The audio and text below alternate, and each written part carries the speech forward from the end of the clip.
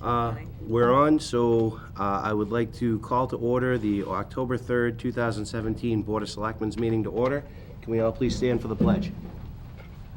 I pledge allegiance to the flag of the United States of America and to the republic for which it stands, one nation, under God, indivisible, with liberty and justice for all. You wouldn't have made it. Considering I don't have any announcements, is there anybody here for anything that is not currently on our agenda this evening?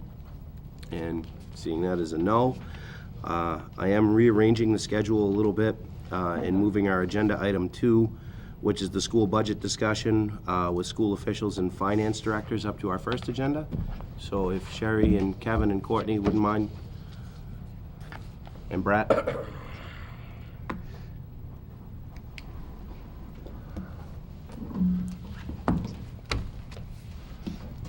Hello. Hi. Good evening. Thank you all for joining us tonight. I appreciate it. So in the in our last Selectmen's meeting, Mr. Bonner brought up that you guys had made some changes. We were able to add some staff, reduce some athletic fees, just out of curiosity and some better understanding, and obviously it gives you guys a little bragging rights because you were able to obviously do some things to enhance the district that it desperately needed. We just kind of wanted to go over that with you really quickly, and just with the understanding, it's sustainable. Obviously you wouldn't propose it if you didn't feel that it was, and just kind of how you got there and what it looks like forecast-wise over the next couple of years. Sure. So, as you know, we get our general appropriation from the town, and when we get that appropriation, it's very early on in the budgeting process. So we can only do so much, and over the last several years, obviously, we've had to cut many positions, and we raised athletic fees. We have been scraping together our music program, etc. This year, our school choice dollars came in, and we, Courtney can speak to it better. Yeah, I can, if you wanna, but I don't wanna take, if you wanna continue with and then I can go over the financial part of it. The broad overview is, the school choice dollars that we have that comes directly to the school, that's how we were able to fund the athletics, fund additional staff. I say additional, replacing something of what we've lost over the past few years, and being able to maintain the music program, which benefits everybody. It benefits the teachers, it benefits the community, benefits our students. We all wanted smaller class sizes, we all wanted our music program, we all wanted to cut down our athletic fees so that we could hopefully mitigate our choicing out. We could hopefully mitigate the kids going to BVT. So this is what we did. We did it in a thoughtful way that we could at least sustain it for the next 2 years. So that's the high view of it, and then Mrs. Keegan can get into more specifics if you're looking for more. When you say sustaining for the next 2 years, it's the year we're in now and the problem year. Yeah. Okay. So I'll just go, I'm sorry, go ahead. Okay. Did you wanna? Nope. Are you sure? Yep. I'll just go over some of the financial things, and then I know Kevin has some, a number of things that, that he would probably like to speak to too. So, as you know, we've had a number of reductions over, at least 8 years, large reductions. And I guess, the way that we look at it is we were very fortunate, although we could not have known this previous to even the end of the fiscal year. I want to make that very clear. And as you know, or maybe some of you may know, that when I am presenting each fiscal year's budget, and the school committee is voting on it in April, I do state emphatically, in fact, I stated a number of times that we are preparing a budget with the appropriation provided by the town, and we understand how limited, your revenues are, believe me, we do. And we create a budget with those limitations in mind, and we, as you know, we bring in a balanced budget. That being said, I do state at that time, when we're presenting that to the school committee, that when the books close, and Jean and I do work very well and very quickly and very hard to try to close the books as quickly as we can, both from the school side, and also Jean has the same kind of issues on the town side with regard to the financial aspects also. And then when we close the books, then we know what balances we have. Mostly it's the two largest revolving accounts that we have, and that would be school choice and circuit breaker. Now, as you know, school choice tuitions are revenues provided by the state that are can be spent by the school committee without further appropriation.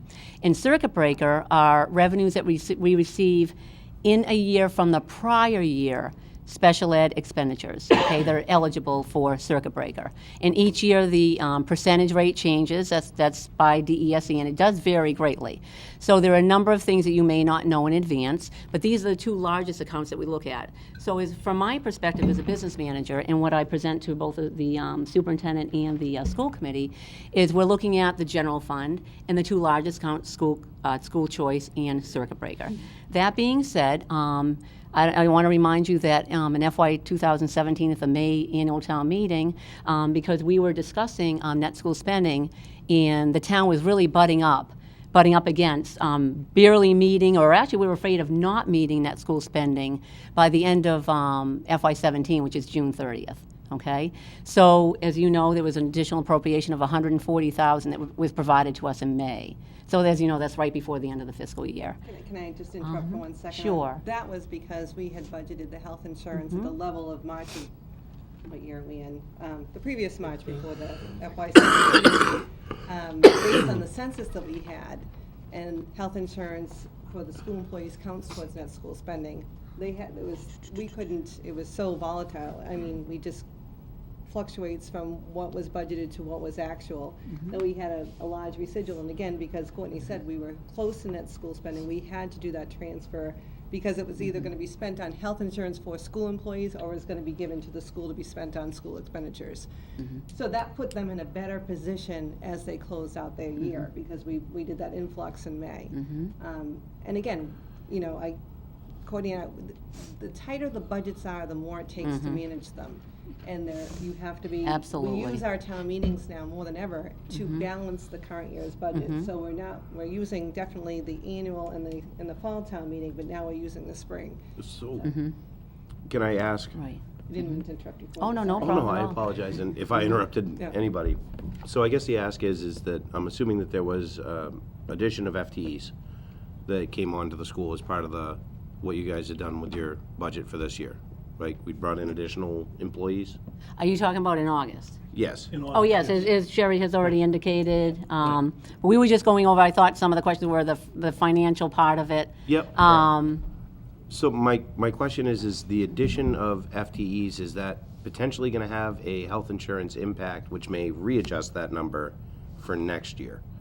Yes, but we were addressing it in FY 17, so we had to address the FY 17 budget, Understood. which put them in a better position to start FY 18 because they were able to do some adjustments at year end, which is why their school choice revolving account ended up at a higher. But Higher yes, you're number. right. We're waiting again to see where that ends up. You know, Okay. we'll have the teachers. I think you're pretty much at the end of it now. Yes, usually, yeah, Jean and I talk, and things don't settle down until, well, last year was a very extremely volatile year. It was the worst year I've ever dealt with in my whole 25-year career. But, and that was part of the problem that Jean had too. There was a lot of people coming in and out, leaving, coming. So that keeps changing on our end, and it also kept changing her insurance numbers too. So she needed to wait until it became stable. And now she knows that as of this point, we are, stabilized as far as hires, or in knock on wood, we hope that we won't have many people leaving and having to rehire, because that can change the insurance. Say if someone leaves that didn't have it, someone coming on has a family plan, or vice versa. Yeah. We do budget health insurance is budgeted at the census in March plus 5 family plans. That's how Gotcha. we typically budget. Right. Okay. Because any qualifying event, which is pretty conservative, that's not a huge buffer. Again, last year, we had a lot of movement on health insurance. And we didn't get a good number until December. and that's why we had to address it at the Maytown meeting. Right, You know. right, yeah, it was a Even tough this year I mean, last it's year. kinda late to address it, and we did put a slight increase in the special, but, we'll look at more closely towards the Springtown meeting. Okay. Okay. So to just summarize and go on a little bit further with regard to the financial aspect, because there are some key points that need to be made. So in addition to the additional appropriation received in May, as you know, and it's been going on this way for years, and of course, we're still butting up against net school spending anyway, we do bring our general fund down to zero. So you also have the increase in school choice, and then with regard to circuit breaker, again, you can't know what it's going to be until you come to the end of the year. With regard to special ed tuitions, it changes all throughout the year, special ed period. So we're always, you kind of look at what your red flags are, and, it can go up, it can go down, it can change dramatically year round. But what ended up happening is things actually ended up much better in 17 than we expected for most of the year. We actually were expecting a little over $800,000 that we were kind of looking at as red flags, but a lot of that was mitigated. So we actually had a carryover balance, just to give you an idea with regard to how it came in better to begin at FY18, is for FY17, our actual fund balance beginning FY17 was $611,967. In FY18, it's $1,042,848. Wow. So it's actually, but we don't want anybody to think that that's large dollars and, oh, wow, we got all this money, because again, you have to remember that we did increase a lot, to a large extent, because of the limited appropriation of general fund, the amount that we're using and budgeted for FY18.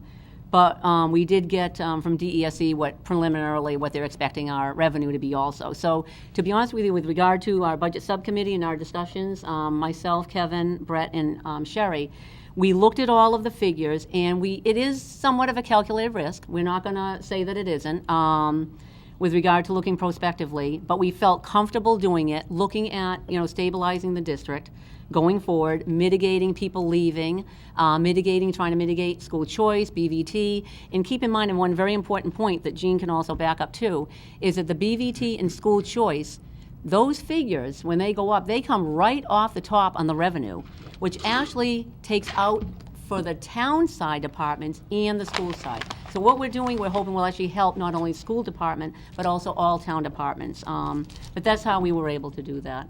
And this was never happened in the past. We didn't have balances like this. We do now. It doesn't, I don't want people to think those are large balances by any stretch of the imagination, but we felt that for a number of reasons that we could take a calculated risk, utilizing some of this money to stabilize the school district, help out with the BVT and school choice going out, which helps both the town and the school side.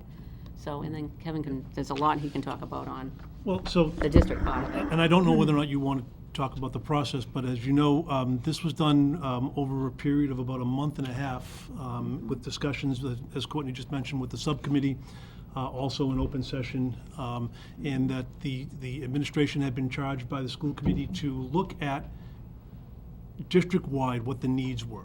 And so as an admin team, we sat down, we looked at class sizes, we looked at programs, we looked at staffing areas, and created a list of what we felt were areas where we had need. And those needs, just to be clear, came because we had made cuts over the last 7 years.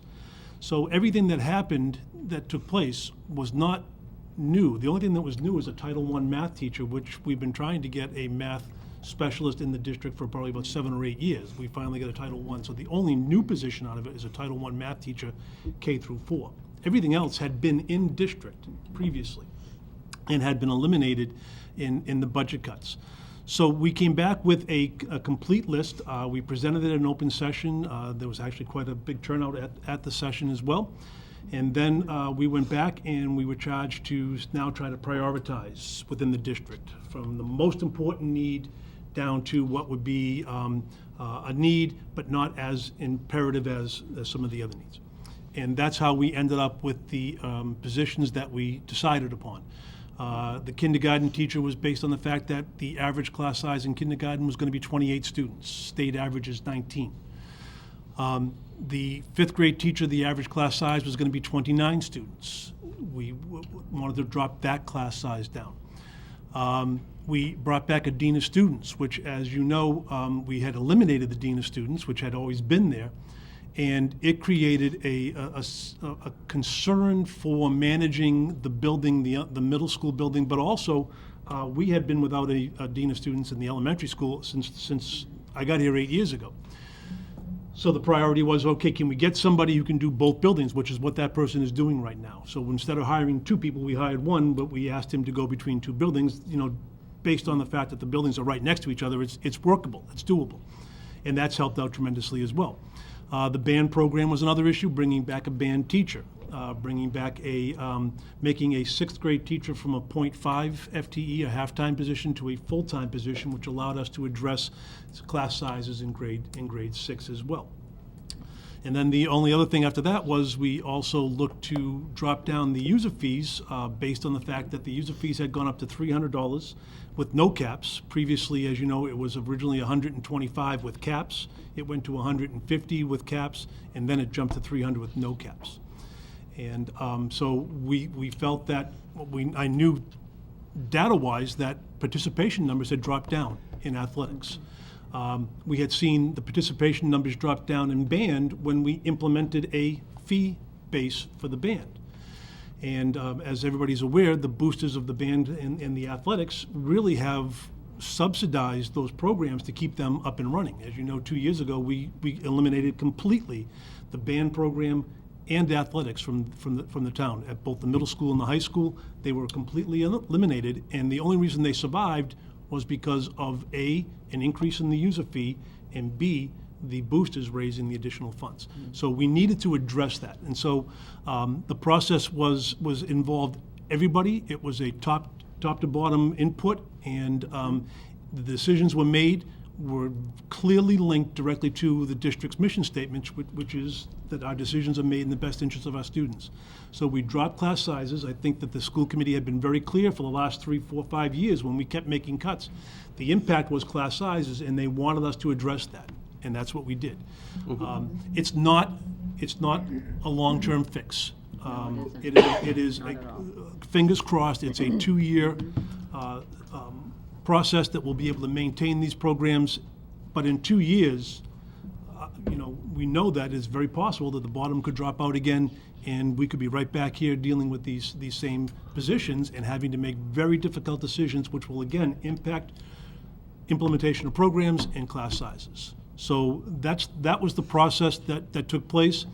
I have to laud the school committee for having the courage to do this, because everybody has seen over the last 7 years the systematic dismantling and trying to be surgical about how we eliminated positions to minimize the impact it would have on our students and our faculty. And that's the process that we engaged in. And I think that we're very fortunate that the positions are there. It is having an impact, a positive impact. And as Courtney mentioned, the one thing that's an unknown, and we had always talked about this being a calculated risk, is that there are always things that are waiting in the wings that could possibly have significant dollar impacts to the school. Students who might need out-of-district services, or students who might need specialized services, and those can have a big impact on the amount of money that's going to be in those balances that's there. So it's a fingers crossed process as well. But to be honest with you, from where I sit, and I've been here this is my 9th year, and as you know, as the principal at the high school, my concern is that we have a wonderful school district. We have great teachers, and more importantly, we have wonderful and outstanding students. They are really fantastic. And we're trying to provide them the best academic, social experience they can have at the high school level, offering them programs that they want to participate in. We don't want to make it price prohibitive and price them out of participation, which is what we've been seeing. So, that's what the school district discussed. It was a very collaborative and process, and we believe that it is a positive for the school district itself. I agree. I mean, it's nice to see some things that were taken away being able to be backfilled. And, like I said, it was the concern of this board is just, validating that everything is as sustainable as it can be with as unpredictable as municipal budgets are. Yeah. So, Just add, I think they kind of made the point, but, the idea of it being sustainable for 2 years is really based on all things being equal kind of situation. So, again, if 5 more out-of-district, special ed tuitions walk through the door tomorrow, that changes everything. But, given where we are and the fact that some of our out-of-district special education tuitions had kind of leveled off, I think, this past year, and we didn't see the extreme exponential increases in out-of-district special education, it's kind of put us in this position. If we can stay leveled off at least and possibly get better, then we can sustain these. at least gives you some breathing room. And Yeah, and really, I think the idea of this being stabilizing the district, being sustainable, and really smartly investing back in our school district to have our district be competitive with surrounding districts, as well as have our students be competitive, within the state as well. If I could just add one more to what Brett was just mentioning. If you have a mission statement that says that you are going to conduct yourself in the best interest of your students, sometimes those best interests of students comes with a very significant price tag, because in order to provide that student with the best possible services, and if we're not able to, and we do our very best to try to provide those services because we want the students to stay in district so they can be comfortable and be with their friends. But at some point, that decision and that discussion has to be what really is best for that student. Can we meet that student's needs, and can we help to set them up for a better future, or is it at that point in time a decision that has to be made? We just cannot meet those needs, and we have to make a decision, and it's a team decision with family and administrators and educators and classroom teachers, and they make that decision. But again, if that's what's in the best interest of the student, that's what has to happen. And if you go back, and I think everybody who's been paying attention to it has seen that there have been some instances where there's been some out-of-district costs that have had a significant impact on where we were budget-wise and what we were able to do and offer. And so you cannot do that, not offer those opportunities for the students, because it's what they need. Did some of those special ed needs fall off the book, so to speak? Like, did they age out? As of right now, no. Okay, no, so we've been living with some What of I these. spoke to is it kind of leveled off. We went through a situation over the last 7 years, I don't have exact numbers, where we went from the low hundreds of thousands, 200,000-300,000 per year, to close to 2 million per year Correct. in out-of-district education expenses. So it was that exponential increase that we're seeing. And it's a shock to the We kind of system. flattened out, and I think that helped us to catch our breath a little bit, to the fact that it did flatten out a little bit over the last year. Right. Um, How about the BVT numbers with this freshman class? Is that tapered off? No. That still is, So they took 32 students this year. And it was 31 last year versus, I think, Yeah. 21 in previous they years. took, but and they're Exactly. currently attending? Yes. Oh, yeah, yeah. My sense, and I don't really want to beat up BVT, it's not what I'm here for. They have a number they're going to get to, and they're going to continue to mine students until they get to that number. And their number right now, for some reason, with us has been much higher than it had been in previous years. Roughly about 20, more than it usually was. So that has an impact, we know, and it is what it is. Yeah, no, I'm not beating on BVT. I do think your actions, though, might give the Douglas residents that have high school age kids a second look at the district and not rubber stamp that idea that BVT is the answer. I think, I drove there a couple days ago. I think the gas prices alone will get people thinking twice. the biggest thing is I understand why some of the parents are making a choice to send kids to BVT, but for athletic and user fees, that's the wrong reason. Right. It's wholeheartedly the wrong reason. It's a quality education for kids that are looking to do the trades that we can't offer. And I wholeheartedly support kids being able to do that. And for us to compete with those students, we need to start returning industrial arts, shop classes, and that's big dollars to try and open those back up at the high school and middle school level, and I get that. I commend you guys for working the budget the way that you did to be able to backfill and fix some of the deficits that were going on. And it's something that all the boards do need to definitely really work together and see if we can't help sustain some of the things that you guys are trying to accomplish at the school. And I don't know if we used to do joint meetings. They were disastrous. It's probably the kindest word that I could use for it. I'd like to look at doing something like that quarterly again, with the clear understanding that it's just open conversation. everybody keeping their fingers on the pulse of what's going on in a rapidly changing municipal budget and seeing we're all on the same page, we can adjust quickly or do what we have to do to try and adjust to it and do what's best for our community overall. And I don't know if there's a appetite from the school committee and from the finance committee to consider looking at those meetings again with the clear understanding. I won't allow it to become, let's beat up on the school committee or let's beat up on BVT, because I have no interest in that at all. You know, if we are actively working together towards something and there's actual productivity, then, you know, I don't see the harm in it. With the caveat that, you know, there's no promise that if it doesn't start working out, that we're not just gonna bail on it. No, that's fair. Because you just don't know where you're gonna end up, because that, again, it wasn't the intent when you set up the meetings, but that's the road that it took, and it doesn't make sense for any of us to put that time in to just walk out of here frustrated with no answers, no path, or anything, so.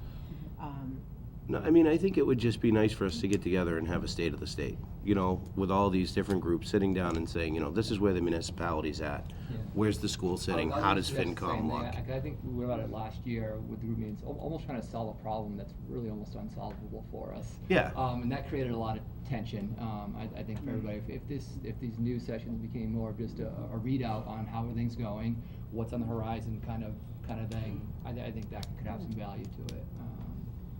And maybe some solutions would come out of it, but if we didn't start with that purpose of trying to solve something that's really difficult. Yeah, I don't think that we're gonna be able to solve the town's financial crisis there, but like I said, if we're all just keeping our fingers on the pulse of it and saying, you know, here's what the town cherry sheet looks like, here's what the school's cherry sheet looks like, here's what FinCom thinks is coming down the pipe, and we're all pretty much aware of it, then we can put our heads together and say, okay, we understand where things are at. You got a question? Yeah, I'm Eric Chamberlain, I'm on the finance committee. It's a new member, We talked congratulations. about it last meeting, and there was a consensus that we would like to participate in the meetings, but in a very organized fashion, you know. So, you know, before the meeting, week or two before the meeting, here are the set topics.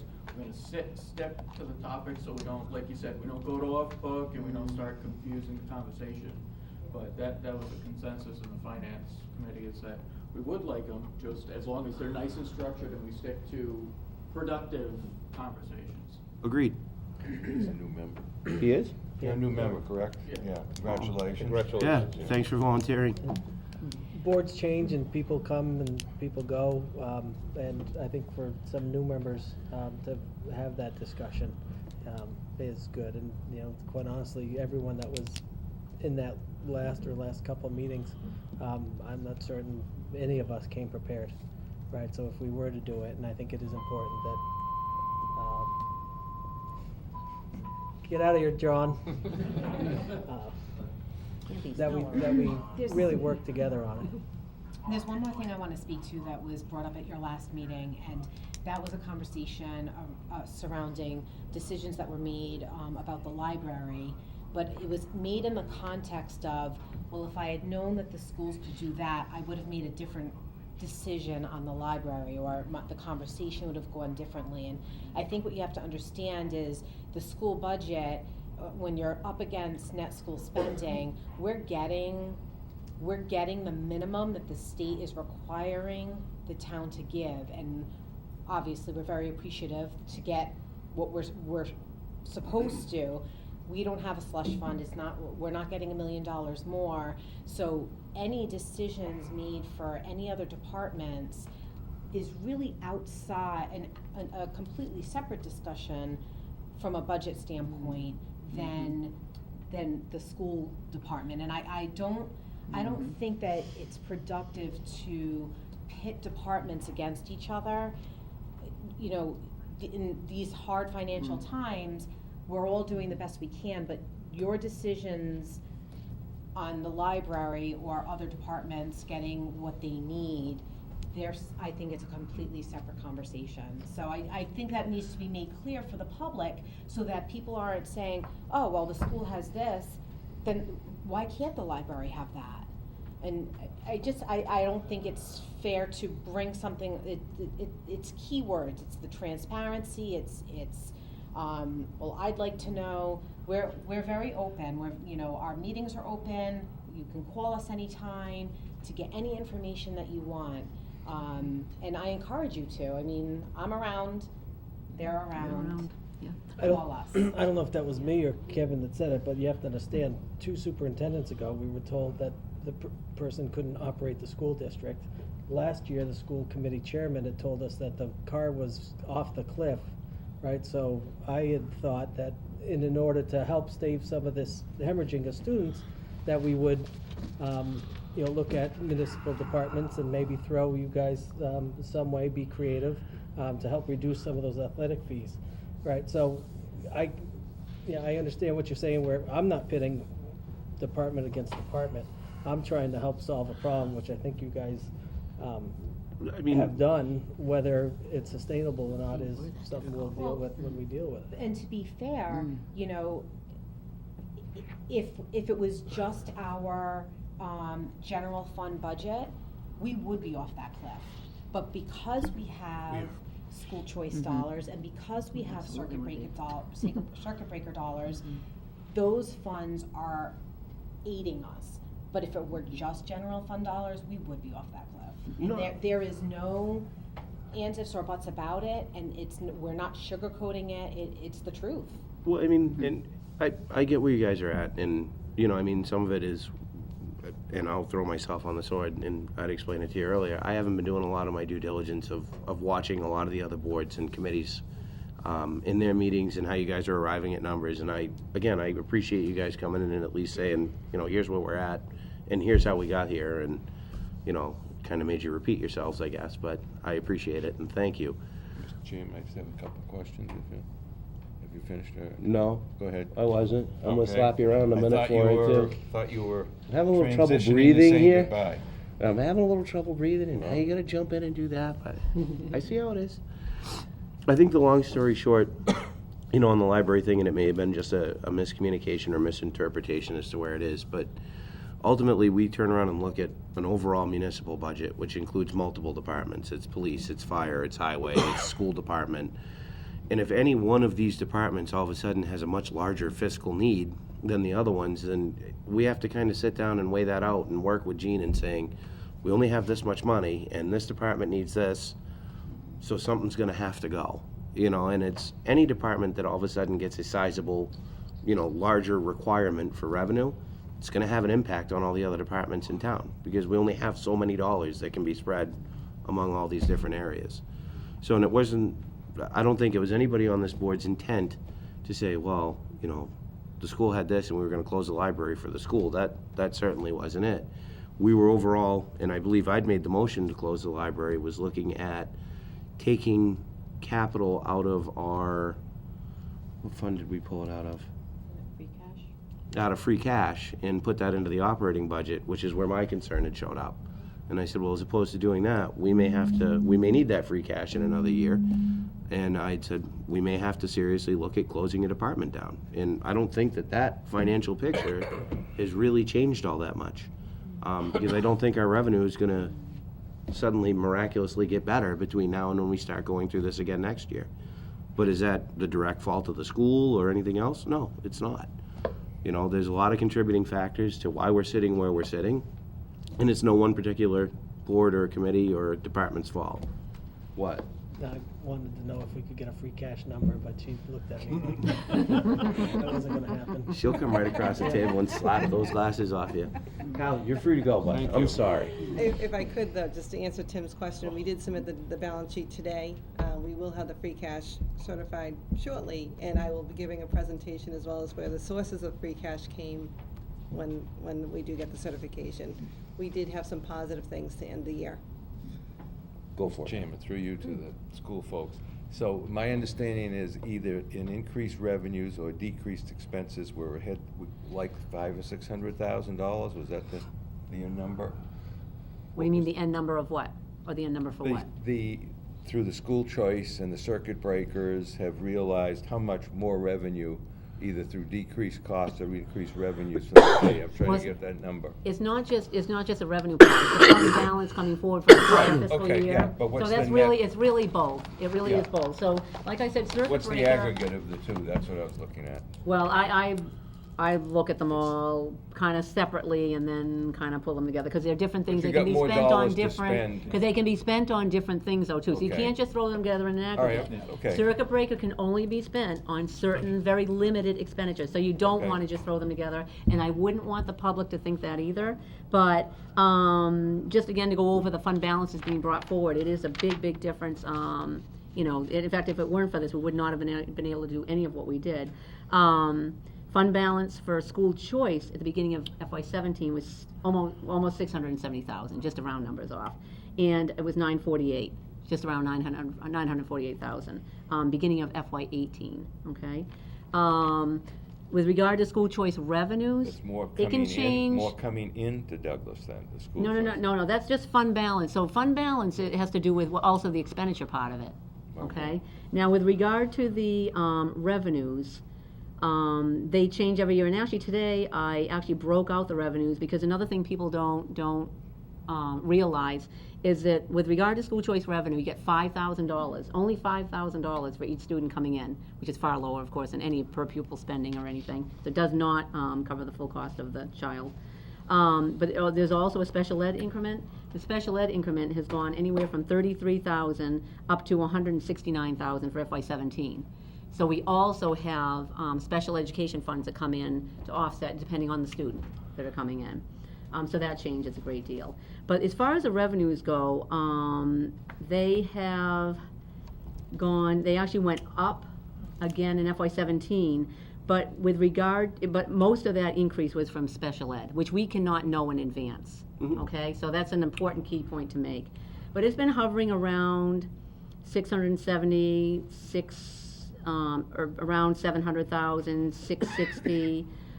It was 786,000 in FY17, but again, a lot of that was a special ed increment. So that did help us out to some extent too. Also closing out the books from FY17, the 140,000 additional appropriation, funds left over that were budgeted but didn't need to be spent.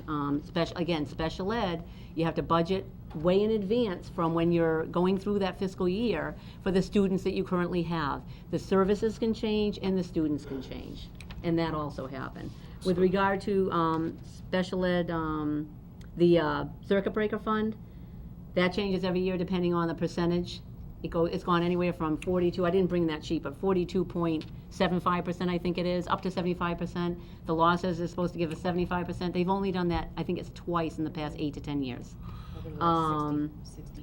Okay, realizing that Yes, and they actually certain have- excuse me, realizing that monies have to be spent in certain ways, I'm just trying to come up with an aggregate of how many more dollars you have available than you did before. Oh, well, I'd have to, I mean, I can provide that to you. I don't have that like right at my, I don't have like all of my, I don't have all my financials in front of me. We have loads of different funds. Lots of different, we have different grants, we have all we've got I loads of realize, different revolving but funds, there isn't a so. ballpark number of, Well, I think what Courtney. No, I don't do numbers off the top of my head Yeah. like that, no. We're smart enough to do dangerous. that. With- But then you get hit over the head after, dangerous. yeah. That's a road fraught with Very peril right dangerous, there. yes. With circuit breaker and school Yeah, choice. those are the two main ones. Those are Yeah. their two big Yeah. ones. right? And Right. they're revolving funds. Sure. So last year's ending balance becomes this year's beginning Okay. balance. So we may be ahead though, where we So thought we were what gonna Courtney be. was saying, But she then that's started only one of FY 3 components, though. If I could just, Yeah. Maybe shed some light on what I'm trying try to get at. reframe Hal's Yeah. question. With the positions that you added, and the reduction in the athletic fees, and the band fees, how much additional monies were you able to spend? So we spent 414,000. Okay. Okay. Was that what you wanted to know? Yes, that's pretty much. I'm going overseas at some point. Would you come with me? You ask all questions for Hal from now on. All right. That was much simpler than the way he phrased it, much simpler. We also planned it so that we're expecting to carry at least that much forward into next year for circuit Right. breaker, in addition to what we would normally plan to use for, not circuit Okay. breaker, school choice. Oh, So we and feel like circuit that- breaker too, that- yeah. Yeah, but It was I'm both, just yeah. leaving it to that 414, which is really out of school choice that was Mhm. looked at. Exactly. We feel comfortable that going to next year's budget, again, all things being equal, Being equal. we have a planned amount that we would normally spend out of school choice for certain activities, plus an additional 414,000 for these positions that we just added, as well as reduction in music. So the 2 years we were talking about were FY 17 and 18, is that right? Right. So, No, FY 18. 19. Yeah. Okay. Yeah, we're in FY 18. We're in Yeah, I 18. realize Yeah. that, but, Yeah, 18 and 19. but there's as Yeah.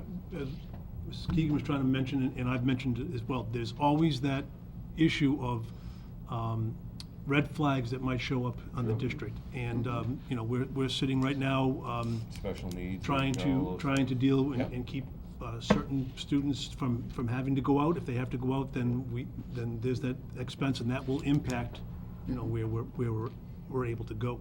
So, As will the health insurance budget. You know, Yeah. they added 14 new positions, so so we have a couple, and Courtney alluded to two of them, BBT and school choice out. I mean, and health insurance, those are all fixed costs, they come off the top. So there's, I can't stress it enough, the budget is It's a moving complicated. target. It is a moving And target. it's very complicated. We were Right. able to end the year better because of the health insurance budget last year. so to It be, set them up for 18. That influx of the 140th special town meeting helped them set up the 18 budget. so I mean, to be fair to them, like, the easiest way to explain it is this is a sustainable budget, and then you have to kind of put that asterisk next to it, Yeah. saying barring, you know, and I'm just gonna call it the Murphy's Law factor Right. of the, Right. anything that could possibly go wrong Right. could end up throwing this into a tailspin. Yeah. I like the idea of the quarterly meetings for one reason, and that is you can ask the direct question to the rights committee without making a comment, having you hear it, and then responding to it at a later meeting when someone may not be able to, or haven't heard the tune in. Right. So the roundtable discussion, it doesn't solve the problem. No. You know, and I understand that can be frustrating, and the fact that Courtney and I always say the budget's fluid, we have multiple town meetings, people get sick of hearing the same thing. Suzanne suggests I should just raise certain cards. Yeah. Depending, you know, because I have the same comments I all feel the like that time. too. Well, the quarterly meeting was specifically to make you happy, Gene. But So, communication is always important. Agreed. And it, like I said, if it answers the question, sitting at the table without leaving and having that same question in your mind is important to me, with the understanding that it's complicated. You know, I don't know who's coming on. Of the 14 people new hires, you know, we'll find out mid-October, where health insurance stands. Okay. So that will have an impact. Where health insurance gets renewed will have an impact. BBT, I'll forward Dr. Fitzpatrick's response about the enrollment at BBT. okay. So, I mean, after town meeting, why don't we plan on trying to work out some quarterly idea or some dates that would work under a quarterly meeting for us, including, you know, finance committee, and we'll plan on putting that as like our first agenda on the selectmen's meeting, or whichever board wants to host it. If you want to revolve that around as well, that's fine. And we'll go from there. And we'll make sure that we do get an agenda in front of it, even if it's just, you know, let's take a look at what our spending looks like right now. And, you know, Mr. Maines obviously could say, hey, you know, one of those red flags actually turned into X, which means this. So at least that way we can be prepared for it and at least have a good message to send back into the community and say we're at least thinking about it. And, you know, obviously we'll lean on Gene even harder at that point. I prefer you don't do that.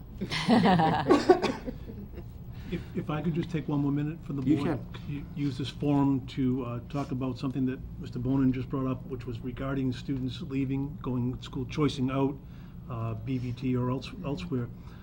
If I could use this as a forum to share with the public and sing some praise for what's going on in the Douglas Public Schools. I did a survey of 15 area towns on SAT performance. And of those 15 towns, we were in the top 5. That includes towns like Westboro's and other towns in the region. I also did an AP survey as well, and we are in the top 5 of the 15 schools with regards to AP results.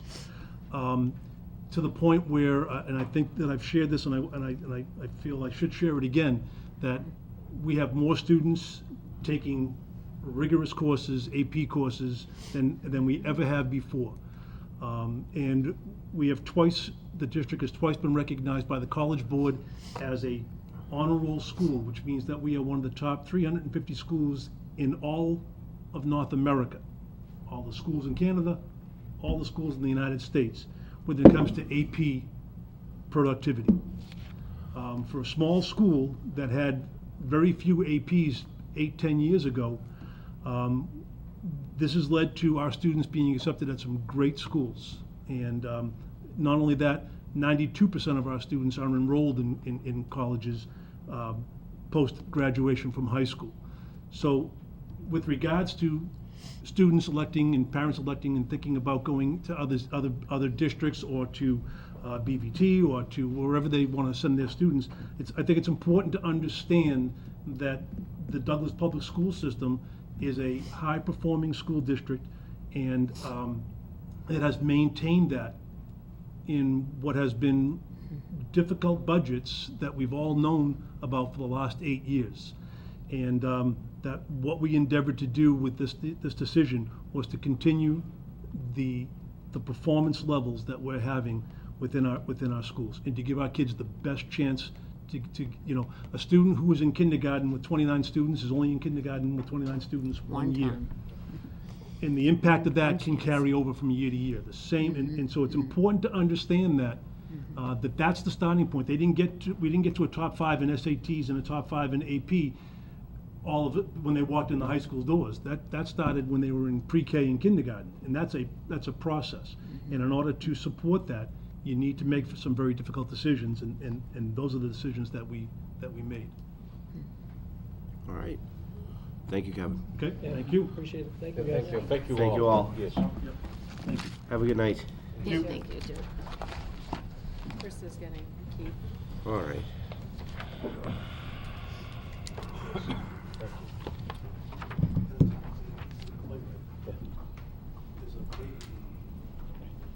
there's no band fees? The band fees are being handled by the boosters, is my understanding. What's that? The athletic fees are getting dropped, and so, I mean, it's all good news for the district. It is. It's just scary. It is scary. There's still a lot of unknowns. Hills and valleys. There's a lot of unknowns. School choice went up, BVT went up, health insurance, I'm concerned with the new additions. It's gonna all impact the FY19 budget. I've said it a few times, it's like herding cats. I don't know how you do it. It's like herding cats. Start them when they're young, train them. It's like herding cats that are on crack, I think, is more like it. Throw it out there. Exactly. I hate cats. All right. Deathly allergic to them, Suzanne. I kind of figured that was Yeah. it. Well, hello. Hi. You Mr. folks, Moderator. come on up. How are you? We can discuss the November 6, 2017 special town meeting. Cock-a-doodle-doo. I know. Tim, you look good. Thank you. You do too. You look well Chris, you rested. too. Do I really? Yeah, you do. You're never gonna live that down. Nor do I want to. Nor do I ever want another rooster in my neighborhood again. The mere fact that you actually publicly made a complaint was just mind-numbing to me, and I had to absolutely hop on that as quickly as I You could. can't resist it. No. Right? I mean, it's out there. It's, like I said, it's right up there with all the other Facebook complaints that we get, which I openly admitted right up front. When the day comes that you look on Dynamic Douglas and there isn't a complaint is when I officially start to worry. I would, yeah. At that point, the end of the world is coming. All right, I know you guys are running a little bit, so let's dive right into it. Article 1, the biggest glaring thing is the ambulance wages. That's no surprise. We reduced them at the annual town meeting with the idea that we're gonna put it back because we didn't have the revenue to support it. Okay. So this is the same. It's not But that's, is or is not part of the self-funding mechanism. we don't have the funding source. It will be funded by annual receipts reserved for appropriation. Okay. And Just a little hop on Article 1. Yep. We are estimating new growth to be 150,000, which is 50,000 more than we use towards the operating budget. That's one of the positives we have, which is why you see an increase, again, using the revenue split that we use with the school, 70-30 for new additional revenue. That's why the school budget's going up, as well as some of the municipal budgets. Okay. So have these increases already been encumbered, or is this to just basically make up for some of the stuff that's been gone in the past? Well, the ambulance wages is putting it back to where it should have been, and we just didn't have the revenues to support it, so. Okay. But Norfolk Norfolk Aggie, Aggie, that's an assessment, we have to pay it, we were assessed as an additional student. Okay. The Douglas School personnel and expenses, again, that was just a result because we had $50,000 additional new growth. We do split any additional revenue after fixed costs, 70/30. So that's why the school budget, they didn't request that. they're but they're getting it because of the 70/30. The 70/30 split. Okay. Police wages, and I can talk a little bit about that as probably Matt. Do you want to talk about that? No, really. Oh. It's been wonderful. Don't stop now. The chief is retiring, and as a result of that, there is we have to pay out his vacation and his sick leave buyback. This is not the entire amount. What Lieutenant and I are gonna be looking at is the budget. We're gonna put $25,000 in here now, and relook at the police budget again. They're a 24/7 operation. We will look at it again towards the spring. For the next meeting, you will have the amount of money that will just be paid out to him, so you will have that number, but this will probably we will probably be looking at the police wages again in the spring. Do we have a date on that? Of his retirement is, I believe, October 11th would be the last day. Wow. Okay. Yeah. Last Oktoberfest. To make sure he gets recognized there. No, we It's don't. not gonna be a secret. Thanks, Kevin. Well, it's not a secret he's retiring either. So capital, we'll just pretend this didn't happen. To the 6 of you at home. So capital projects, we're still waiting on a number for that. Yes. But you should be thinking right around 75, almost exactly 75. Okay, right around almost exactly. And do we have a funding Is that redundant? That funding source will probably be free cash, and the reason I say that, it's gonna be a long story. We It's this one. I like thorough. I'm totally on board with thorough, so it's all good with me.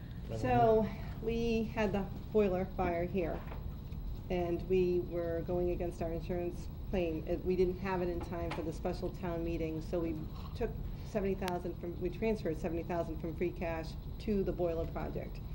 The money came in, sat into an insurance receipts reserve for appropriation account. Originally, I was gonna transfer it directly from there, and DOR says, no, I can't. So I had to close that into the general fund as of 6/30, and it can be reappropriated once free cash is certified into capital.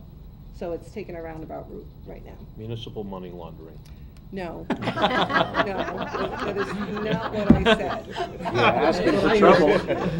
You are asking for trouble, Mr. Cortez. That's right up there with found money. Yeah, found money. Perhaps dry Ask him cleaning. how well that proves. Sotto voce nail salon, I heard. You got the eye roll. That is. Though, I would rather hear laundered municipal money than found money at town meeting. Let me tell you what, because that one just kind of gets a chuckle. That one gets an hour-long conversation about nothing. Both of them are gonna get the hour-long conversation. You're gonna end up in Jean's office after I that. think so. Because she's got a ruler, it's gonna go across your knuckles. Knuckles, yep. It's like a 4-hour conversation. Tim and I remember. We had the ruler and the knuckles. So we did. Prior year bills. There are none at this point, it's a standard article. Okay. If we have any vendors that come forward, if we don't need it, we pass over it. And You'll Awesome. see that at every town meeting, just in case. Okay. The rescinding of the debt. Did we pay those off already, or are we No, moving stuff I'm around? glad you asked. We closed the school project last February. It was a very happy day here in Town Hall.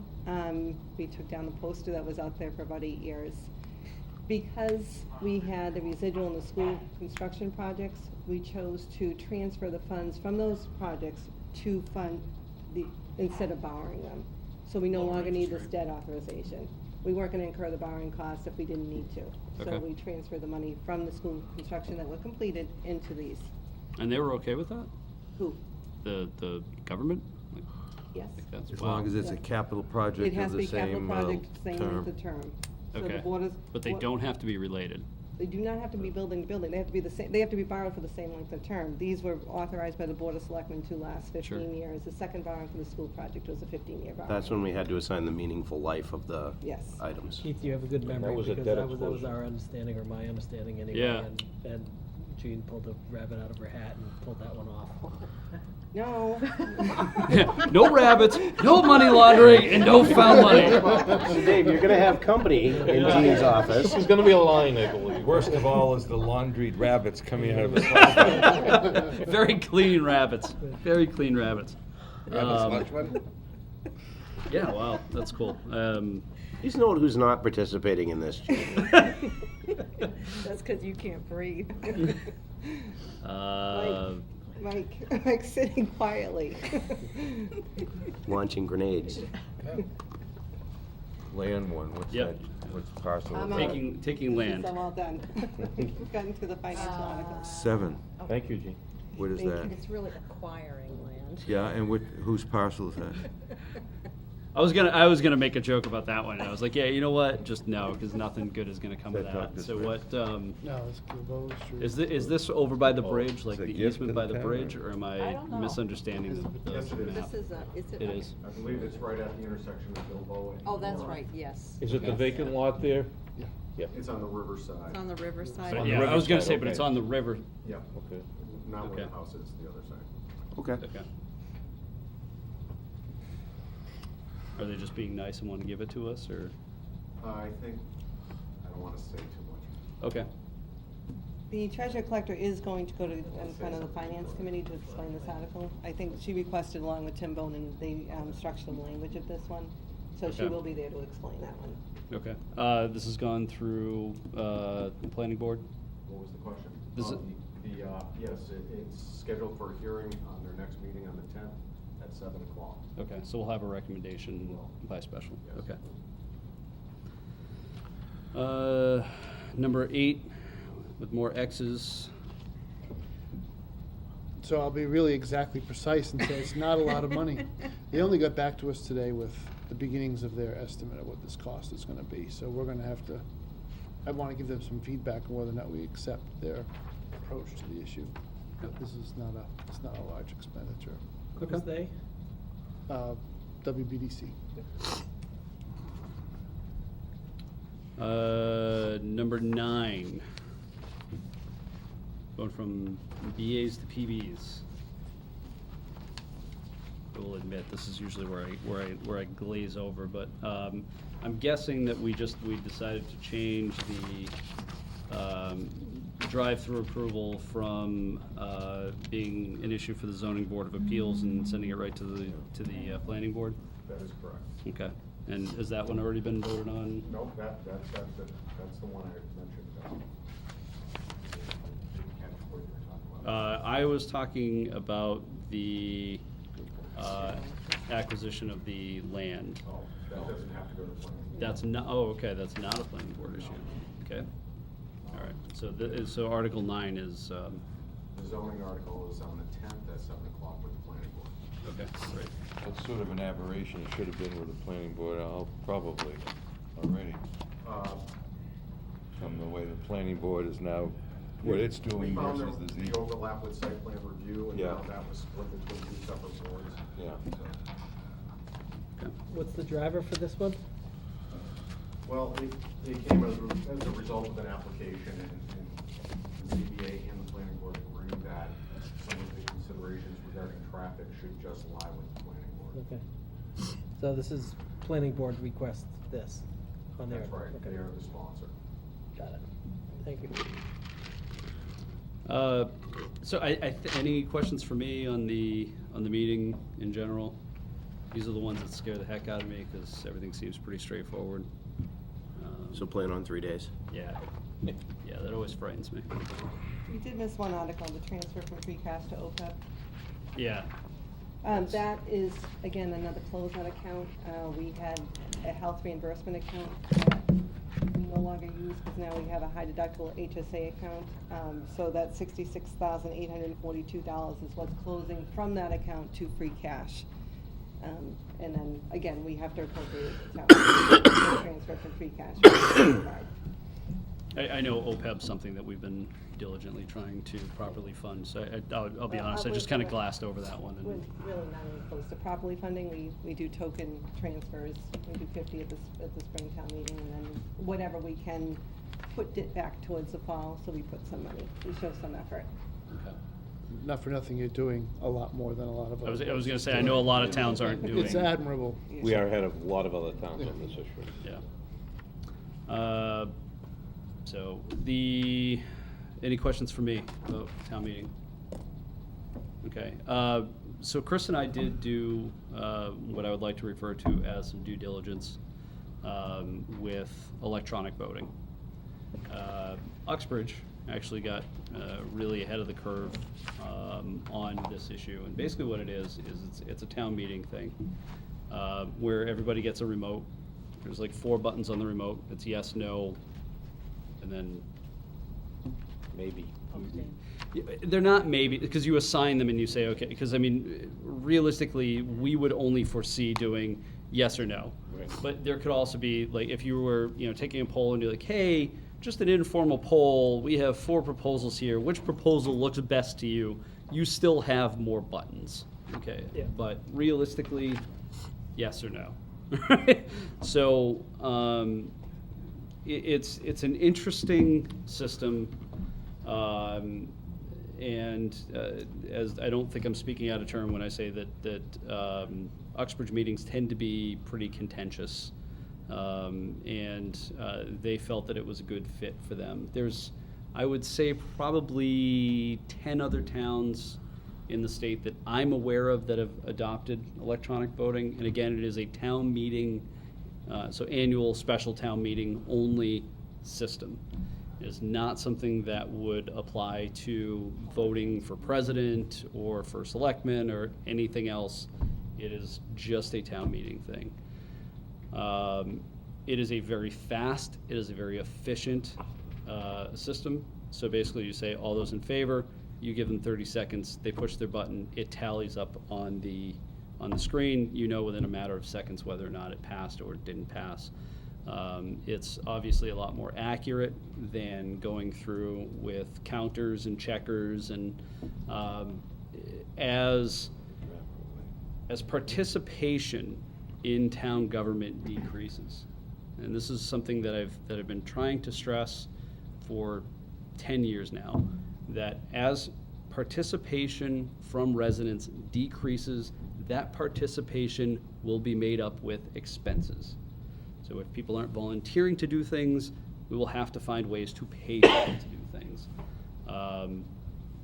It's just something that people should bear in mind, that if you are okay with saying, no, you know what, I don't want to count people at town meeting, I don't want to do these things, understand at some point there will have to be a technical or paid solution in order to do those things. So when people go, oh, why are we paying people to do this? We used to just have volunteers. Well, it's because we don't have volunteers. I do believe it is something that we should discuss with Uxbridge. They've already purchased their system. It did seem like there was some, I think they would be happy to share that cost.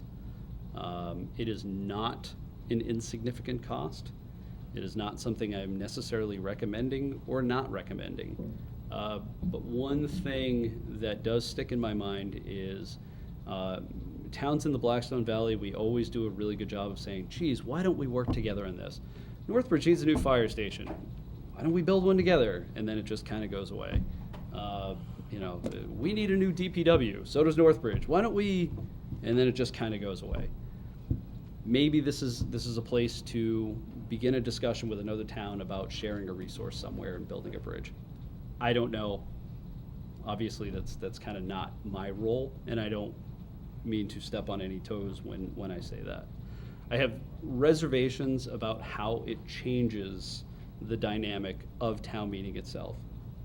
I am a very big believer in standing up for your opinion, in giving that opinion in front of people, and when it comes time to vote, to having the conviction to stand, even if it's next to your wife who is voting against you, to stand there and then have the argument when you get home. That's me. I understand that I am probably not the majority. There are a lot of people who stay home because they don't want to be ostracized by their neighbor. They would just rather say, you know what, I'll wait till we get to the ballot box when I'm by myself and can cast my ballot, which I think is why you see 2.5 overrides, that kind of thing. Overwhelming support at town meeting because everybody piles in, they vote their way, and then you have everybody who didn't want to be seen in public as voting otherwise go to the ballot boxes. That's the internal discussion I have with myself about the purpose of town meeting. And again, I still go back to the Norman Rockwell idea of, the person standing there with his piece of paper and giving his piece of mind. Because to me, there just is no more pure form of democracy than the people who show up to town meeting having one person, one vote, and their chance to dissuade their fellow townspeople to vote their way. Maybe I'm an idealist when it comes to that, but so that is my general reservation of electronic voting. That said, I also understand that chances are in the next 10 years, if we don't have electronic voting, we would probably be in the minority, for better or for worse. So with that, if the honorable board in front of me would like to initiate discussions with Uxbridge and explore such a thing, I do believe that you have a conduit, and if you need any introductions, I'd be happy to do so. Why not include some other towns, maybe 3 or 4 towns that don't generally have town meetings at the same time? You certainly could. So Uxbridge bought the system, Yeah.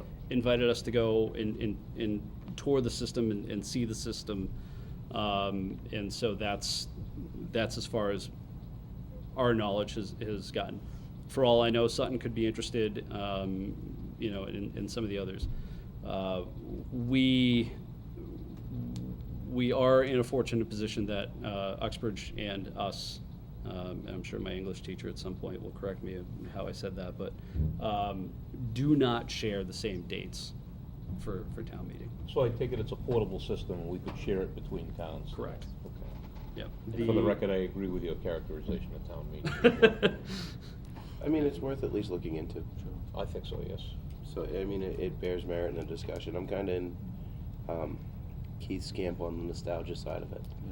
I think it goes to more than nostalgia. I think that's how town meeting was originally constructed, is people would have to stand up, and I had the same image in my head, the Rockwell painting, one of the 4 freedoms that you mentioned, that you would stand up and people would see how their neighbors voted, and obviously this takes that away.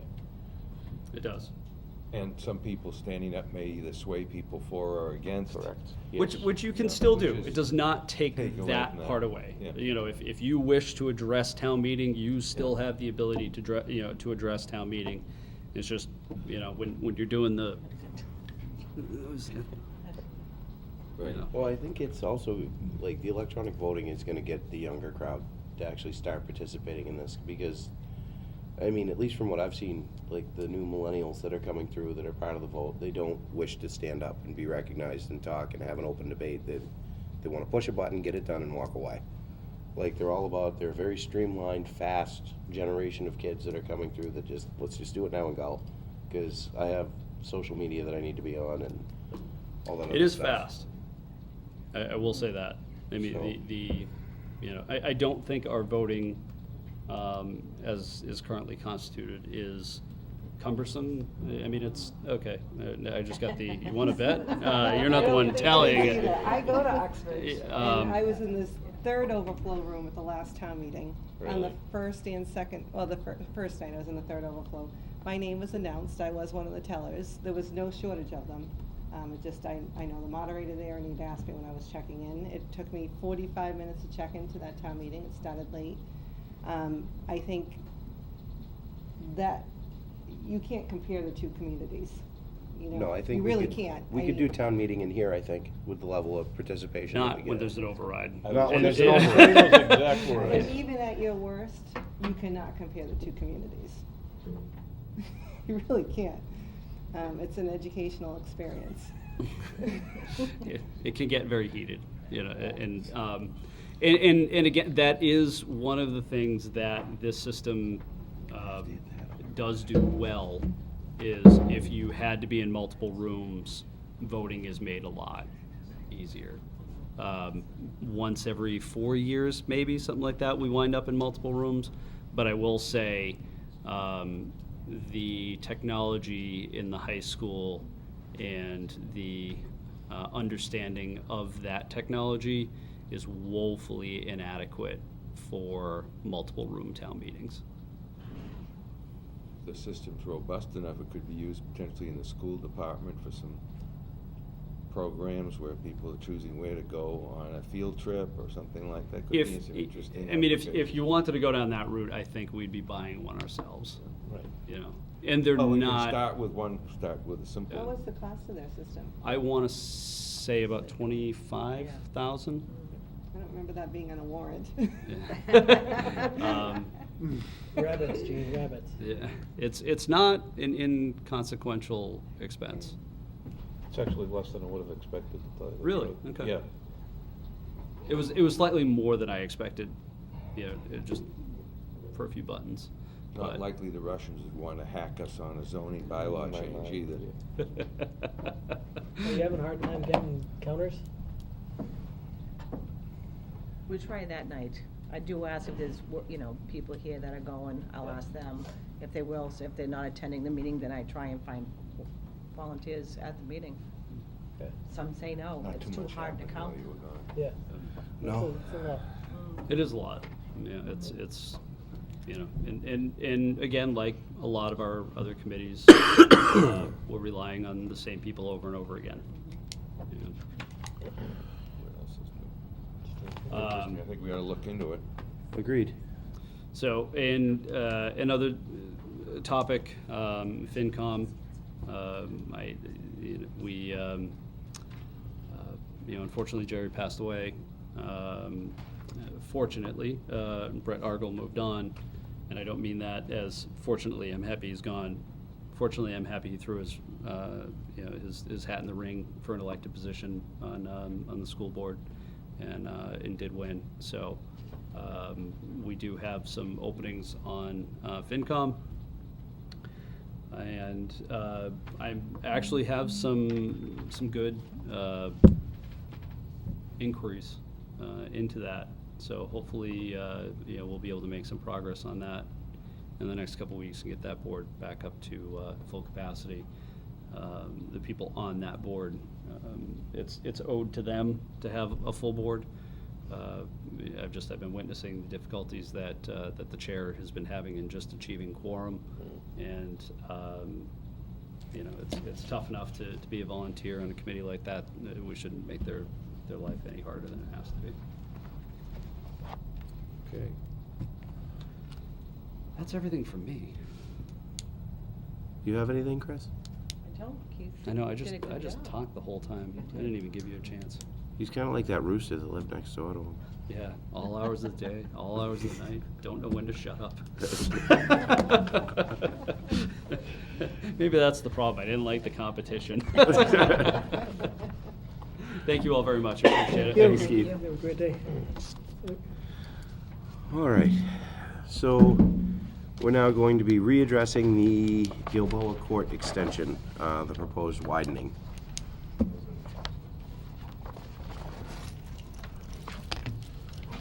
Thanks for everything, Gene. Thank you, Gene. And the gentleman with the map is back. We have big maps. Good evening. Even.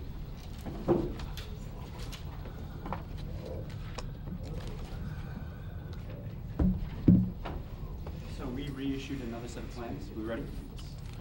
Or should I? My name is JP Conley. I work for Andrews Survey and Engineering. And I'm here representing Carol Godwinski and William Codley. 6-lot subdivision, end of Gilboa Court. We met on site last Wednesday to discuss the project. And subsequently, we've done a couple things to maybe better the project. So, for instance, we're going to pull the water line that we were realigning off the property to stay within the road. So there's no disturbance of the front yard except for the widening of the pavement. And with that, right now, we're looking at a section that looks similar to this with a riprap armoring, more or less. It's a riprap stabilization, but we're flat angular rocks with chinks and embedded in stone dust. So that's the difference from the last plan that we had looked at when you were Yep. here. So, and I know I took the opportunity to at least drive down through the neighborhood so I could get a better kind of mental picture on it. I believe Mr. Cortez alluded he had as well. I did, yes. I don't know if anybody else on the board. Yeah, I was fortunate enough to be able to make it to that site visit, so we had a nice conversation. Okay. That Tuesday or Wednesday.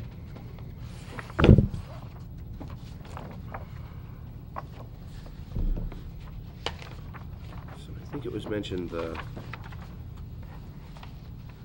section that would have been going into Mr. Yacino's property. And I think, is that where you were mentioning the riprap was gonna be? Yeah, it's this corner of the project site, essentially, well, not the project site, it's off-site. The existing right-of-way, we're gonna have a 2-to-1 slope behind a curb, and that slope will be rip-wrapped. Mr. Chairman? Yes. Just for clarification, all the work is within the town right of way. Understood. I think we got, Now, we had a, who was it? Did you come down to the meeting? Well, the meeting that we had. And I was kind of under the assumption that we would do a stone wall type of wall to go along with the rest of the property. Now, this picture here shows just the end of part of my property where it shows stone wall. Now, that whole area is stone wall, and they have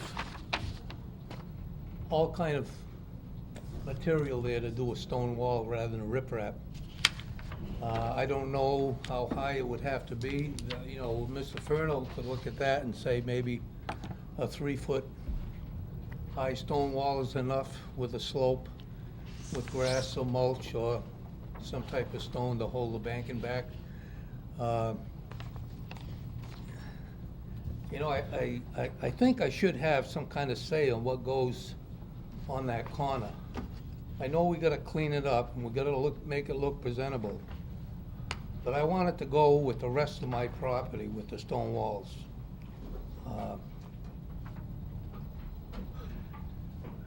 It's like Carol said, you know, that corner's gotta be presentable for someone coming down to look to buy a house or buy land or do whatever. And I thought I had another picture here, but I guess I don't, that shows more stone wall. Now, in this one, you can't see it, but where they wanna take that corner, right on the top there is a stone wall right there. Now, kinda messy, but it could be straightened out with no problem.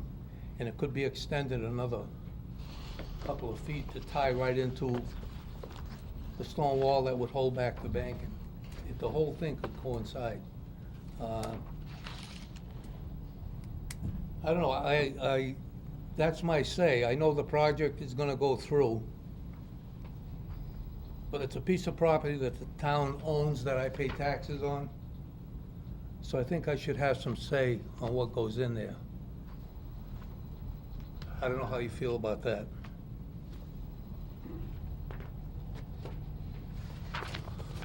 I'm just trying to determine how tall the wall would need to be. How long through? Right. Well, you know, you can't make it too tall because when they plow snow, and the thing is, they use a pickup truck most of the time.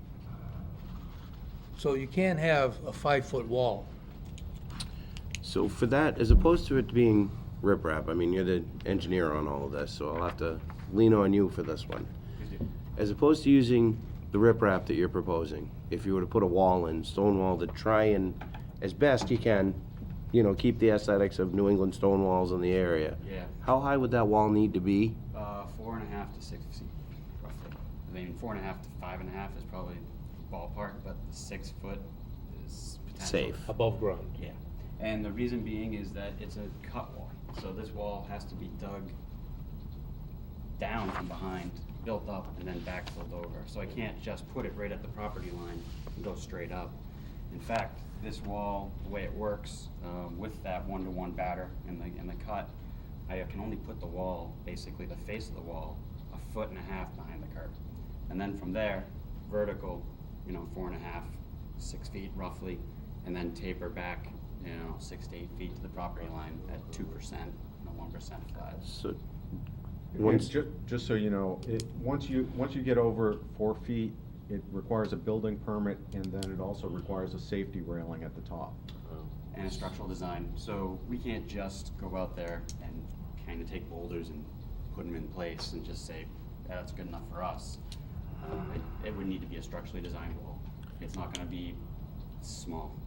Now, the reason for the height is to hold that grade, is that correct? Yeah, precisely. Okay. I mean, right now we're, 405 is the street, and 410 is at the grade of the property line. And did I hear you correctly, it would only be 18 inches back from the edge of the pavement? It'd be 18 inches behind the curb, which is Right. 6 inches. So no room for a sidewalk? No room for a sidewalk, barely room to get a lawnmower through. and that would be obstructionist for snow removal, wouldn't it, John? Sorry, A 6-foot wall, 6-foot wall, You know, we wouldn't. you'd have nowhere to put the snow. Snow up and over. Right. And I don't think they need a 4.5, 5-foot wall neither. Grade at the road is 405, grade at the top is 409, it's 4 feet at least, Could the riprap stone match as close as possible the existing wall? Yeah, I mean, it would have a similar look, and, I mean, we're going to, as the detail shows, these are gonna be placed in bedded rocks, where our goal is that when this is done, there's no vegetation that comes through it, there's no maintenance that needs to be done on this wall, or stone riprap rather. Our direction was a maintenance-free surface. This will be laid at an angle, correct? Yeah, 2-to-1 slope. 45 degrees? Yes. Roughly, okay. Well, I've yet to see a riprap where weeds and grass don't grow through. I'm with you there. It's difficult. I mean, we have that problem. We're gonna use a bed with a lined, non-woven geotextile lining underneath it.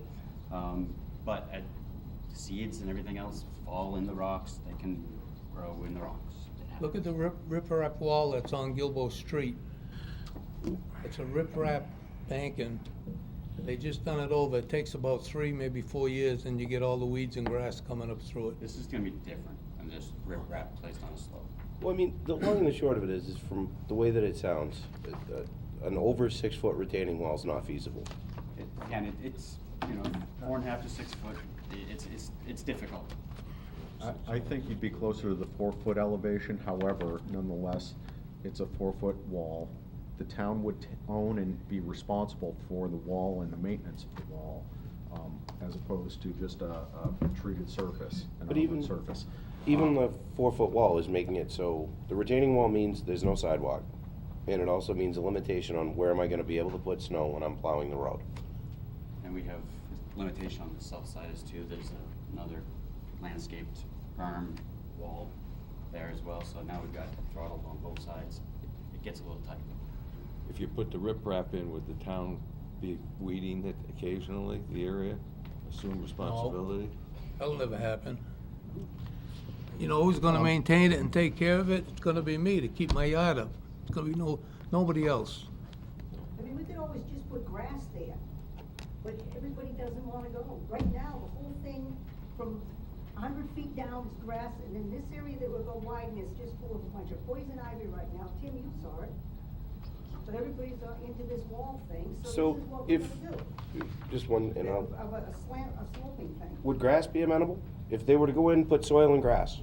Well, no, that's no problem, because I'm gonna maintain it anyway. They're not gonna maintain it, the town's not gonna maintain it. It's gonna be me to maintain it. So the Understood. thing is, if you put, we'll just say, a 4-foot wall and you slope it, it's not going anywhere. we're not putting a 4-foot wall, because we're gonna have trouble plowing. So what would it look like as opposed to riprap? That you'd put topsoil and grass to hold everything back where it should be? Does that undermine any of the structural integrity, or would it work? It could work. I think it could be designed that way. We'd have to use some sort of stabilization and make sure that the vegetation comes in and is there for, say, a year, right off the bat. It would be closely monitored to that extent. Between grass and the riprap, but what do you prefer? Yeah, I mean, because I think that's, the wall just, to me, sounds like an obstacle trying to do snow plowing, and it doesn't make sense. So it sounds like, to try and be good neighbors and to work with Mr. Yacino, the choices are, Grass or it's riprap? grass or riprap. Which one would you You're prefer, gonna do get you feel both. better If you have about? riprap, you're gonna get both. Well, understood. I mean, I know what you're saying, but I've seen riprap, and it lasts a few years, and then the vegetation starts to come up through. Would you prefer grass? I would prefer grass. Is grass acceptable? I mean, I'm gonna maintain it anyway. Sort of an accommodation, is that right? Yeah. Yeah. It was, we want to make, it's a steep slope. It's 2 to 1. I mean, we generally try to keep grading less than 3 to 1.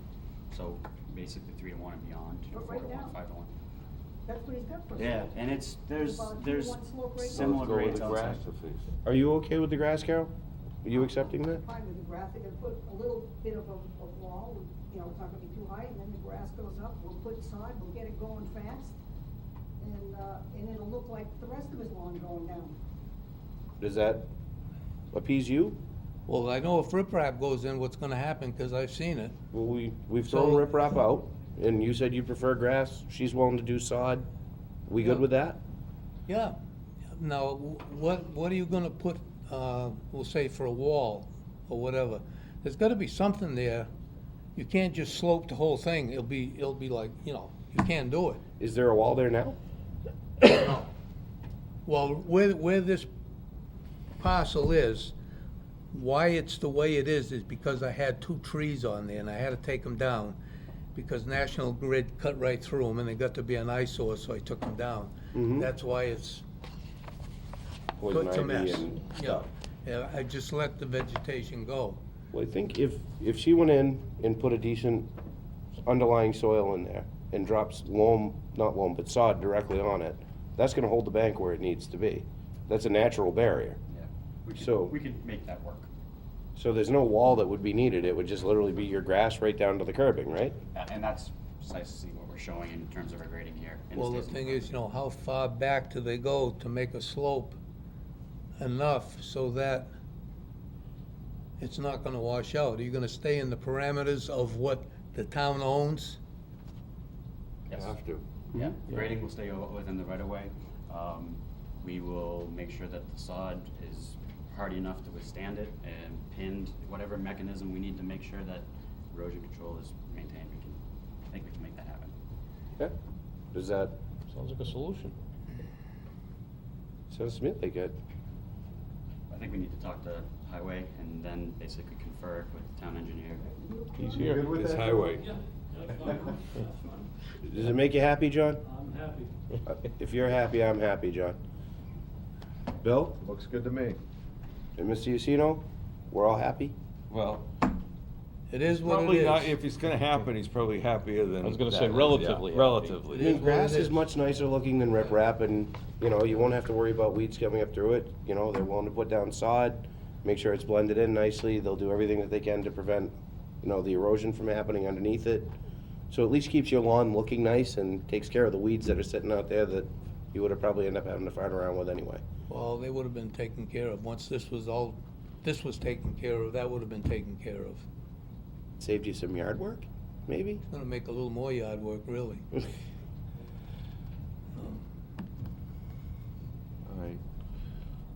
So we have to, So, we have a So what are we doing? so it'd be looking for a motion to approve the extension under the proviso of grass being used as opposed to riprap. And, you know, erosion preventative measures put in place until the grass takes root. So moved without And- you know. And then Yeah, wait a we minute. need to pass the formal vote, Bill? Yes, and with a surety in the amount of $36,000. That's right. I forgot So that. I move to authorize the applicant to execute the work shown on a plan entitled Offsite Improvement Plan Sheet C9.0 dated August 23rd, 2017, and revised through October 3, 2017, with a surety in the amount of $36,000. The applicant shall notify the Highway Department, Water and Sewer Department, and Town Engineer prior to the start of work. Access and utility disturbance of project butters shall be minimized. And I think, in adding in that the applicant will put sod and grass in the area as presented to the meeting. I would second that. Okay, the motion was eloquently made by Hal and seconded by Dave. Is there any further discussion on this matter? Seeing as there's none, all those in favor, say aye. Aye. Aye. Okay. Thank you. You're welcome. All right. So now we are going to authorize and approve spending Con Edison donation balance. I like spending other people's, what's that money? Well, it came from that, it was laundered. Are you starting with the laundered again? I'll get Gene back in Sotto here. voce. Mr. Chairman, there was a gift from Con Edison, probably in connection with the solar Solar panels. panels. There's a remaining balance. Mr. Furno would like to program those funds for brush removal on the slopes and the outfields of the fields and grass seed. Grass seed for the remaining $80 or $90 at Martin Road Park. How much grass seed are you gonna get for $80? You get 4 little bags? I got Okay, one there you go. Ernie could probably get you two. Upper field?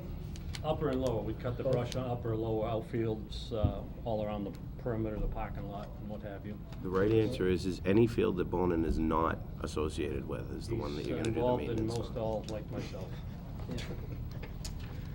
I didn't know we had any money there, John. I Well, it was would've- left over from, I kept that one a secret Yeah. from you. That was left over from the paving project that we did. Yeah. Yeah. Well, that's great.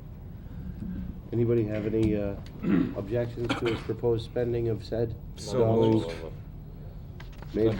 Made by Al, seconded by Dave. Any further discussion on this? All those in favor say aye. Aye. Thank you. Now we're gonna, Chairman, Mr. Chairman, Keith and I would like to speak to the board about Oktoberfest real quick. Come on up. okay. Come on up, Keith. If I could invite my esteemed colleague, Tony, with me.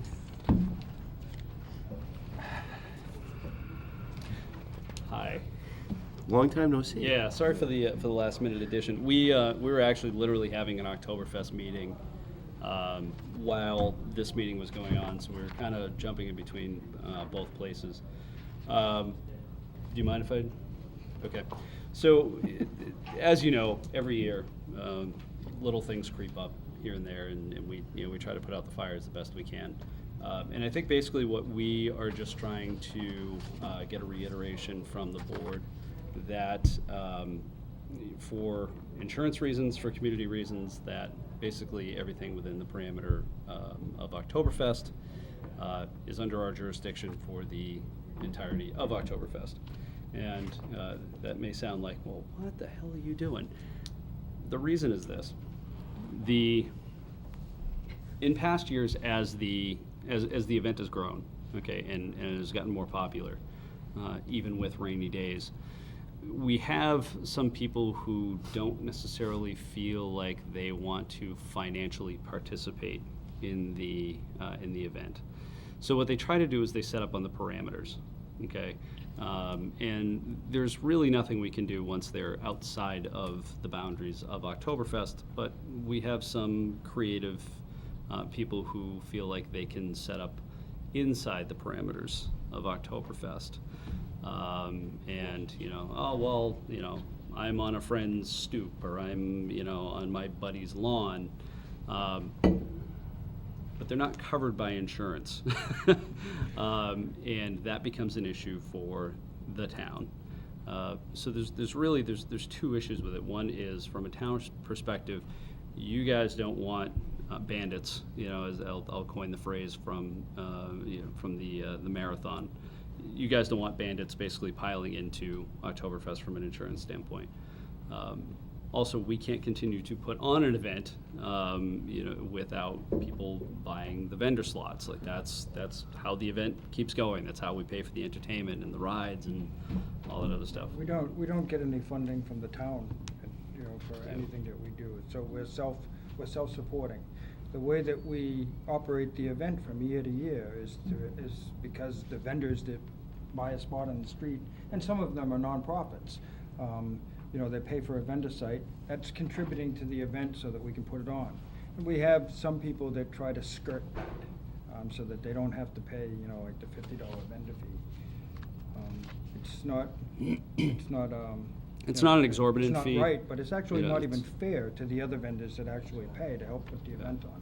So I guess basically we're just looking for a reiteration of support, the same support that you guys have always given us, of being able to, have the full force of the town behind us when we're making decisions on the day of Oktoberfest.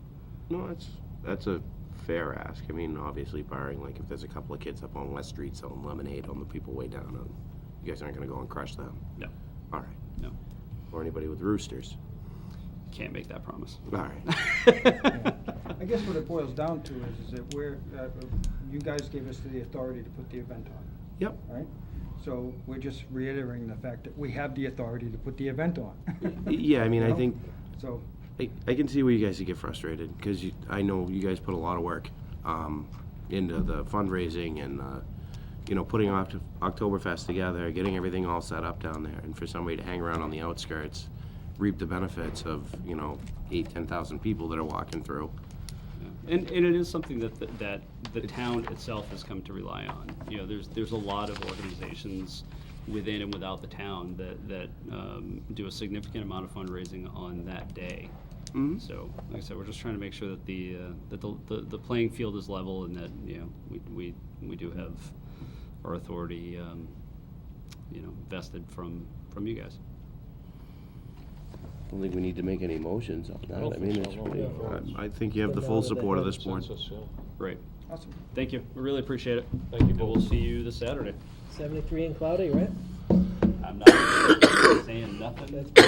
No weather until Saturday 4 night. p.m. Yeah. Thank you all. Have Are a you, good night. Keith, are you sure you don't want to just hop on one more agenda item, or are you good now? I'll give you guys a couple minutes. Then I'll come back. All right, cool. All right, so we're gonna review and approve the job descriptions for the highway mechanic and the police chief. Mr. Chairman, to no small extent, the purpose of the exercise here was to get into a nice working relationship with the personnel board, work out the rhythm and the routine and our expectations for working with each other. So we will, almost on a monthly basis, be going through some of the older job descriptions that haven't been rewritten and brought up to modern standards. The personnel board will review them and provide advice to the administrator, and I'll bring them to you for final say-so. The two that are before you tonight, one is the highway mechanic, a little bit more substantive changes to this one.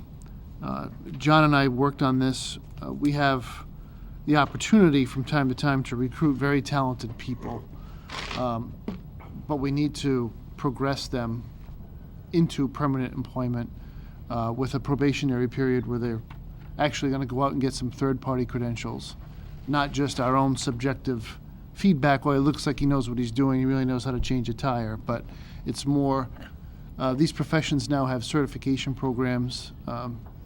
So what John went through, the description, and mandated a T2, T4, and T5 certification, so that's diesel engines, brakes, and suspensions, and steering. And the mechanic will also be required to have both a commercial driver's license, a CDL, and a hoisting license. So we're looking to have this individual be a very skilled, credentialed person within 1 year of being hired. Is it a Class A or B? B. So while this individual is a probationary employee, they'll be paid as a PM2. They won't achieve the PM5 classification until they have all the credentials in place. If they fail to get those credentials within the time limit, we're going to recruit again and keep recruiting until we find somebody who meets this bill. So the Personnel Board was unanimous in their support of these changes, and that's what I recommend to the board. Okay. Now, if somebody comes in with all of those qualifications, like day one, would they come right in as a P5? Yes. Okay. This is similar to a probationary period then, is that fair? That's right. Yeah, I understand. Well, we're gonna do a recruitment. We're gonna start off internally, and we'll see where that takes us. But progress has been made. Those people who are interested in this position are already putting these credentials in place. Okay. We don't need to take any action on that. Well, I think, it's a little confusing going through the personnel bylaw and all the policies, because they seem to have been half changed, but those changes weren't completely ratified by the board.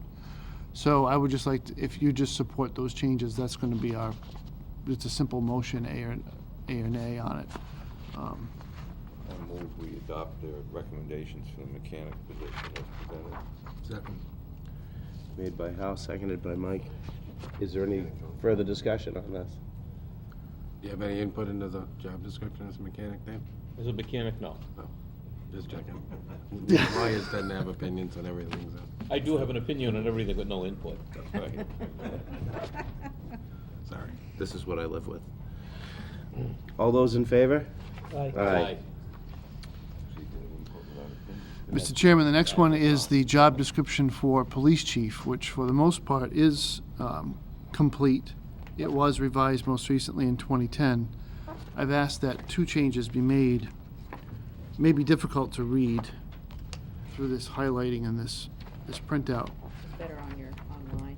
But I'm looking to add only two phrases. The first is, during a declared emergency, may be required to provide leadership up to and including incident command and or oversight of the town's emergency operations center as circumstances warrant. The doctrine with FEMA and all these groups, they're going to audit any reimbursement requests we make. Reimbursement requests for expenses must have been signed off upon by a person with the proper credentials and authority to do so. You can't run the EOC, an Emergency Operations Center, for more than X amount of hours at a time. I believe it's 8, it might actually be 10. But in the absence of the emergency management director or the town administrator, it's the police chief who would have this role and would be signing off and making decisions. So it requires two things: direct authorization in the job description, and then the second phrase, satisfactory completion of incident command system training levels 100, 200, 300, 400, 700, 800, and the G775, which is the Emergency Operations Center training, within 1 calendar year of appointment. I've been through this where in order to get your sign-offs approved, you have to demonstrate that you had the training requisite to make decisions within the parameters required by FEMA in the incident command system. So this is the training we're all required to have if we're going to not be incident command.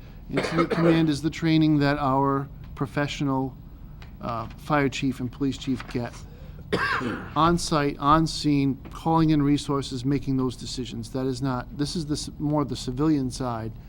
When an operation gets somewhat larger and you have multiple jurisdictions and multiple functions working together, there's paperwork you have to fill out. It has to be done in a timely and efficient manner and referring to all the standards that's related in this training. So I went over this with both the police chief and the lieutenant. This is a view that they're willing to accept this, and actually the lieutenant's seeking the training and has signed up. Puts us in a good spot. It means we'll have continuity of command if we ever have an incident that large. God hope we don't, but if we do, then we have a bench deep enough to manage it. Chance favors the prepared mind. Yeah. Well said. Okay, so do I have a motion on adopting those amendments as well? So moved. Second. Sleeping over here. No, it's good to let the All other right. guys on the left say something. On the Made- left. From the left. The way left over From here. the left. I'm not touching that. Made by Mike, seconded by Tim. Is there any further discussion on this? All those in favor say aye. Aye. Good vote, Mike.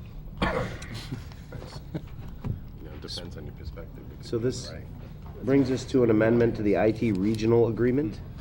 So, Mr. Chairman, I'm going to request that the board pass over this item tonight, just by way of background information.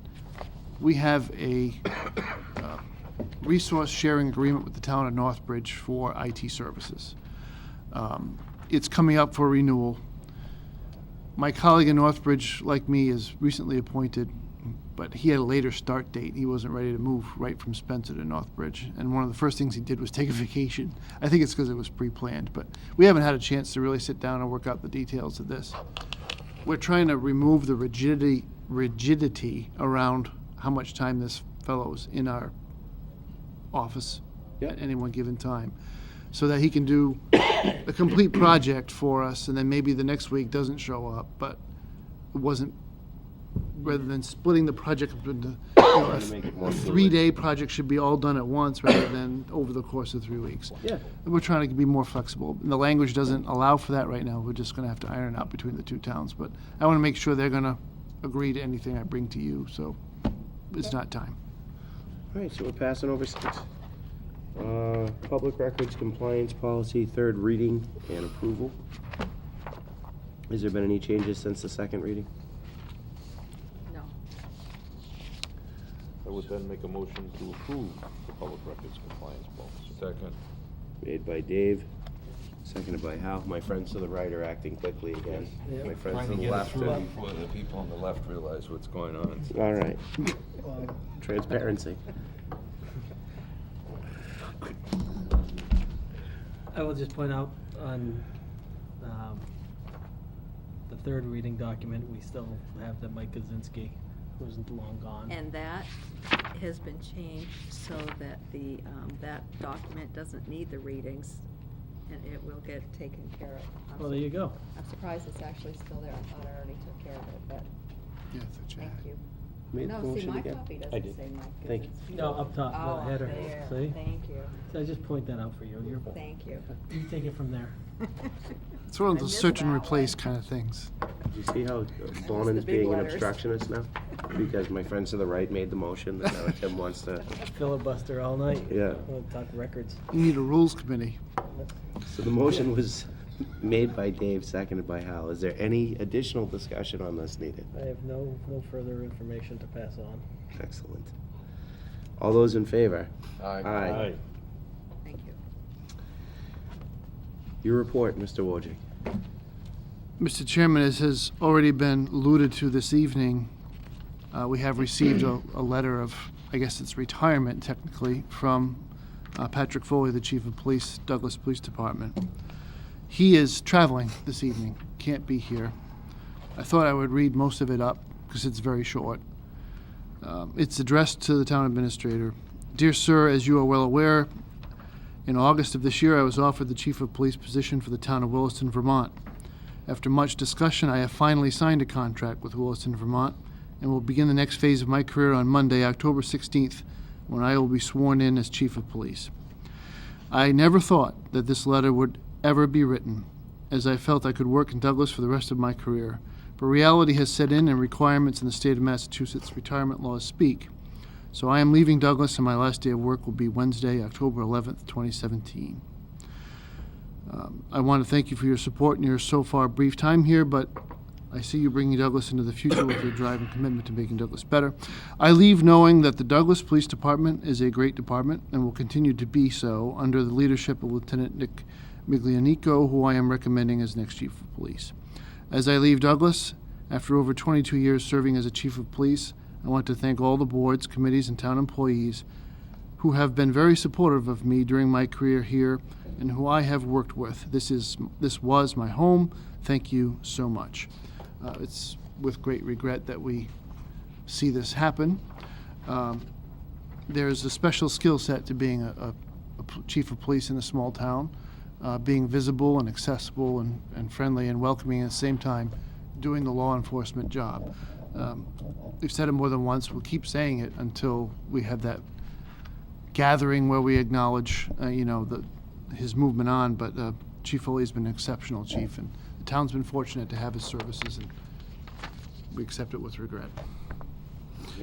Those are really big shoes to fill. Yeah. So,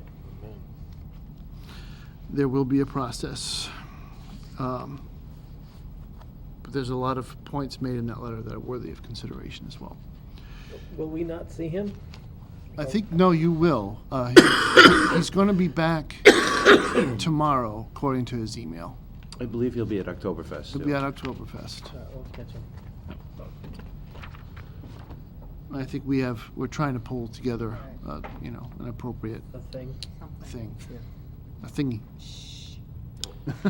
He's not watching this. Oh, maybe. But it's gonna be open to the public also. Sure. All right. To the 4 people at home, don't say anything. Exactly. Mr. Chairman, I have 2 Fall items. asleep. 2 items for distribution only. I don't want to dive into the details. I'll just summarize what they are for you. There's a internal meeting took place on September 22nd with the public safety chiefs, Mr. Furno and I believe Lieutenant Michelinico was there as well, and we had a lot of conversation about how the trust funds that have been set aside by DCR might be spent by the town. We just heard late this afternoon that the commissioner intends to personally come to your November 7th meeting to have that conversation in public. So that's the plan right now. So I thought I'd give you this background. This document is important not only for what we identify as possible sources or possible ways to spend the money, but ways that we would recommend the town not spend the money.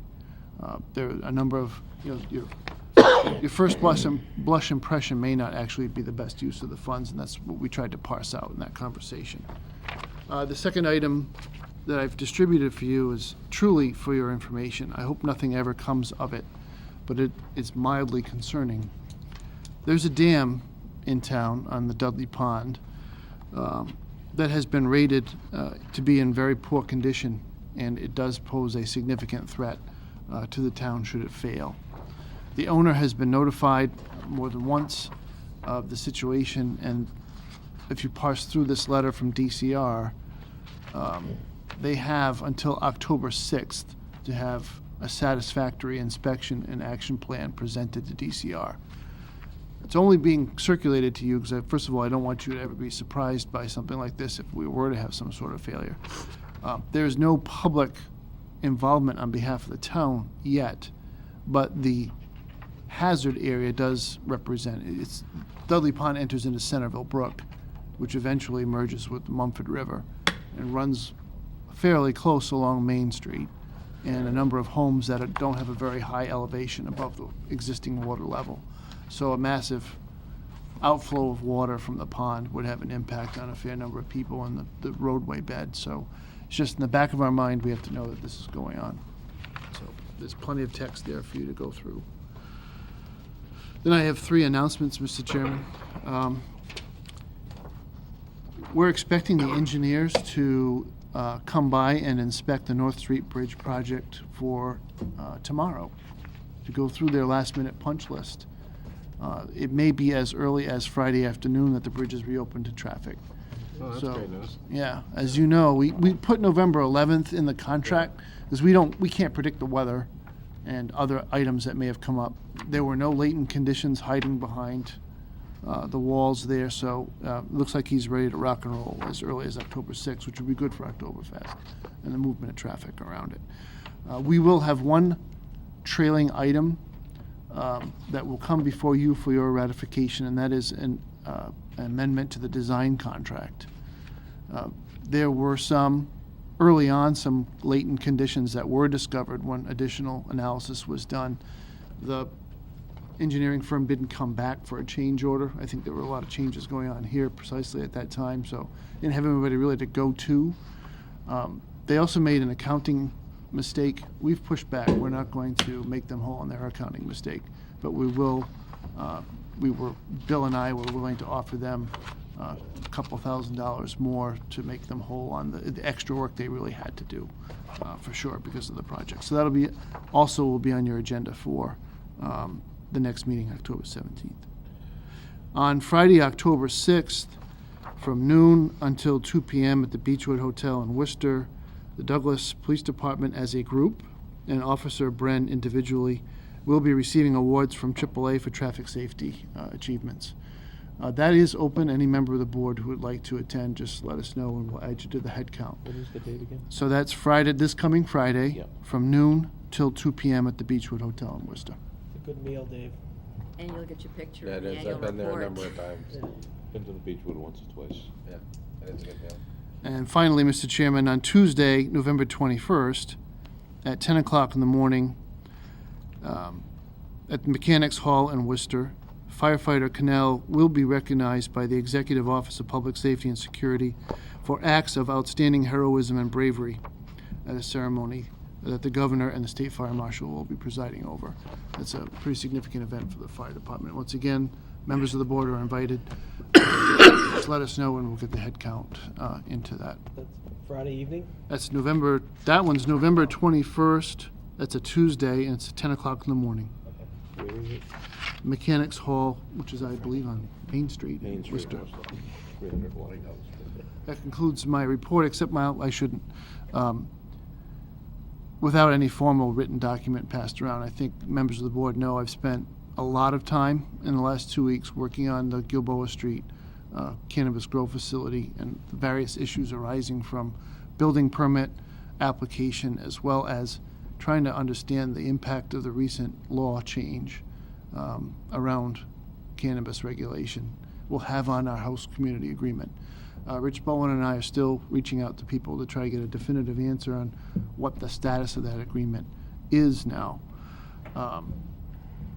There is some indication that after the 5 years expire, that DPH may insist that the recent changes made to the statute be applied to the terms of the agreement, which would reduce your revenue from the amount stated in the agreement to the 3% cap on gross revenues. Now, whether or not that's going to be a doctrine that's accepted by the courts, or I'm sure somebody eventually is going to rule on I this. assume DPH is making administrative law as a result of the initiative that passed. Yes. That's my guess as to how it's gonna go. If that's the case, there would be a public comment period. We would have input either alone or more likely through the MMA or. That's right. So the MMA's been representing all the cities and towns on this. They had a session today where they were going to brief us, but I was here with Department of Revenue with Gene, so I didn't go. But that's kind of the state of play right now. It is an interesting conversation. I think we've made progress with the owners of the mill, understanding what their obstacles are, what our regulatory authorities require in terms of filings and detail. And it was a very good conversation Friday. I think we made our positions very clear to each other. Everybody wants to work together. The investment is definitely taking root, to use a bad pun, but they are making significant commitments to their facility, which is a commitment to the town. So we're going to work with them to the greatest extent possible, but they do have issues that they have to address in the design phase, and they're not insurmountable at all.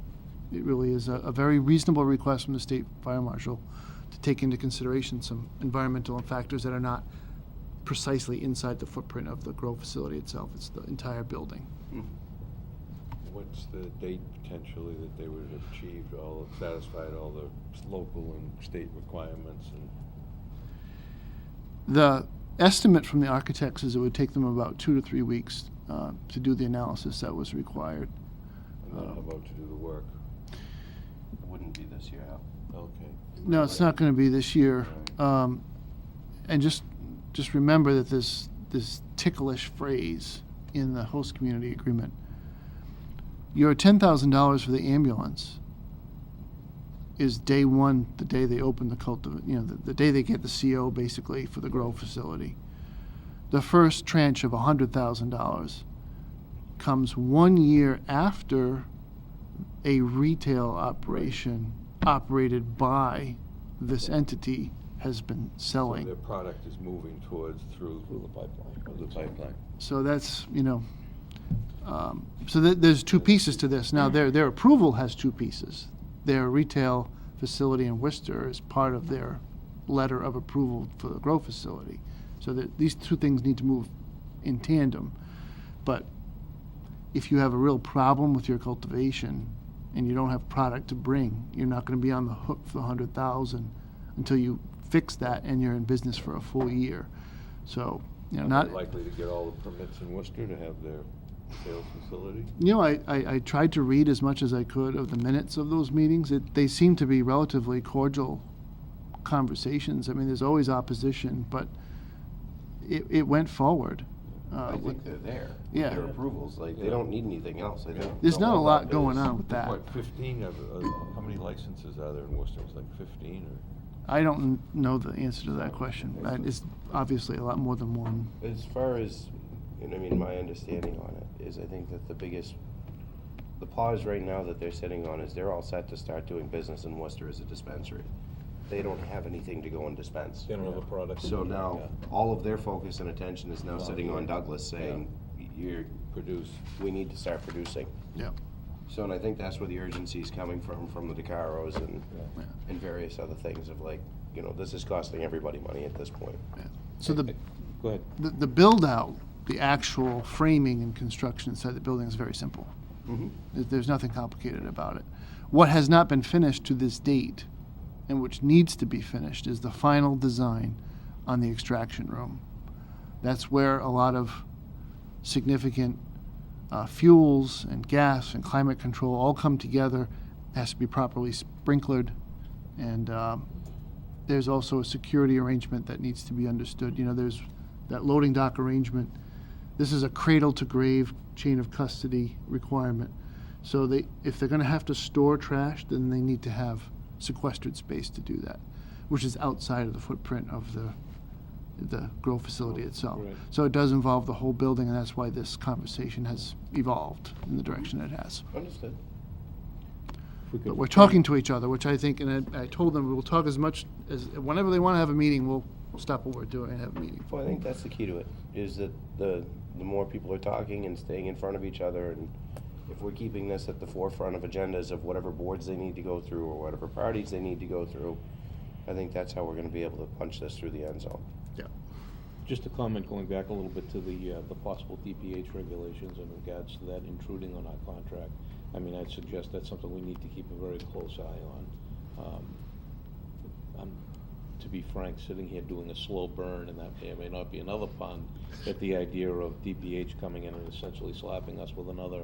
I don't think you can fairly call it an unfunded mandate, but they would certainly be interfering with what was a major revenue source for them. And that certainly weighed heavily in, I think, all our negotiations and all our deliberations on the idea of approving the plant to begin with. A very heavy hand, right? Yeah, and that's putting it lightly, Tim. I'd use stronger language if we weren't on TV. For them to come in and get in the way of a contract entered into freely between the town and another party that wants to do business here. We tried our best to welcome him with open arms, and I think we have. For the state to reach its long arm in and interfere with that, I think is just wrong. Tyrannical. Tyrannical is a good word. I like that. Stuff like that is what ended up with a bunch of tea being thrown in the harbor at one point, I believe, but. Tea leaves look remarkably like the product there, too, as I understand. I wouldn't know. But There may be a parallel. I wouldn't know. No one's throwing that in the ocean. They might. Fish need some too. Is that all you have, Matt? Yes, sir. All right, is there any old business? Is there any new business? And do I hear a motion to adjourn? So moved. Second. All right, I'm gonna say it was made by Dave, seconded by Mike. Is there any Good further we could all discussion? come together on that. Left and right. and right. All those in favor? Aye. Aye.